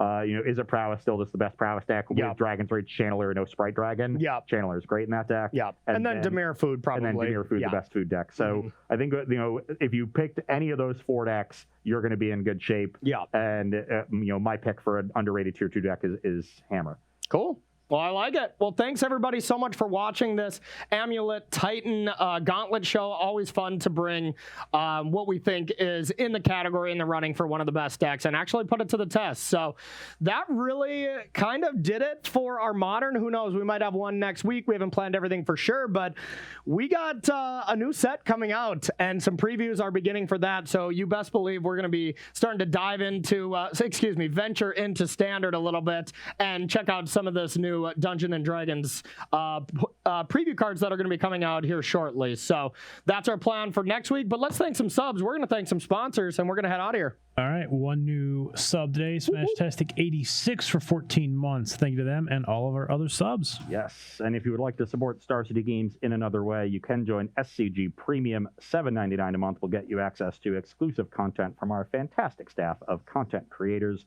as well as some other perks, which are 5% off of sealed product, 10% off of singles, and 15% off of supplies. So head on over to starcitygames.com/join-premium and sign up today. And, you can still, of course, order Modern Horizon 2 cards from the website as well as singles. But what we are focusing on for previews here is the Dungeons & Dragons Adventure in the Forgotten Realms. So if you want to pre-order these, get all the sealed product as of now. We don't have individual cards yet since they just got previewed today, right? It is all sealed product right now. Excellent. So all sealed product. If you want to just get a head start on that, if you like the Venture mechanic and you're like, all right. And honestly, Dungeons & Dragons is so popular among people. This is going to be an insanely sweet set. So you might as well get it now while the prices are at its cheapest. So you can go to starcitygames.com/previews to check on that set. Yeah. And do always keep in mind that if you need to pick up some extra cash to purchase that sealed product that Corey was just describing. Star City Games is always buying cards, and the process has never been easier because there are so many ways to do it. You can use the buy list feature on the website. You can mail your cards in and let SCG do the work for you. You can make an appointment and come into the store, do your business in person. And if your collection is big enough, you can make that appointment and have SCG come to you. So pick which one works best for you. And always do keep in mind that if you're trading your cards in for store credit, you will get a 30% bonus. Yeah, absolutely. I've even been starting to sell some of my extra cards because, you know, these in-person events are coming back. And it's going to be a rude awakening for us all when we're like, oh, yeah, I haven't bought Magic cards in a year and a half. You know, get rid of some of that old stuff. I own nothing. I own nothing. So, like, honestly, I've been taking advantage of that. I'm getting more stuff to sell on Tuesday. I want to play real-life events when they come back, and it's going to be a little tricky to start. So definitely take advantage of that bonus 30% while you can. Next order of business, we got the sale this week, and this is 50% off select products. So if you want to check that out and see which products are under that 50%, you can go to starcitygames.com/sale to check that out. And remember, that sale does end Monday at 10:59 a.m. So get it in over the weekend, y'all. And last but not least, we would like to thank our sponsor, Coalesce Apparel. If you like the shirts that we wear, you can find their entire collection at coalesceapparel.shop. And be sure to use the gift code SCG when checking out to get 10% off of your purchase. And I mean, come on, the coolest one coming out, the NBA Jam one coming out. Oh, man. I'll be needing that one. That one's nice. I told Cedric he should make an NBA Jam where the team is Wyward Symbiote and Elvish Visionary, and he didn't agree. And I'm He didn't agree. He didn't go with the thing that would specifically only target your needs. Lots of Elves players, and they're the unbeatable buddies. Okay. That's fair. Yeah, for me, I was also just saw like the Breaking Bad plays when Cedric was streaming the other day. That's my favorite TV show, so I got to get a hold of those ones as well. You need to get him to make a Saheeli Felidar Guardian NBA. Yes, absolutely. That's genius. Yeah. That's genius.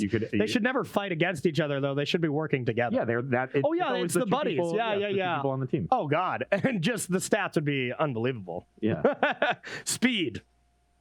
All of it. All right, everyone. Thank you so much for watching this week's Versus Lives.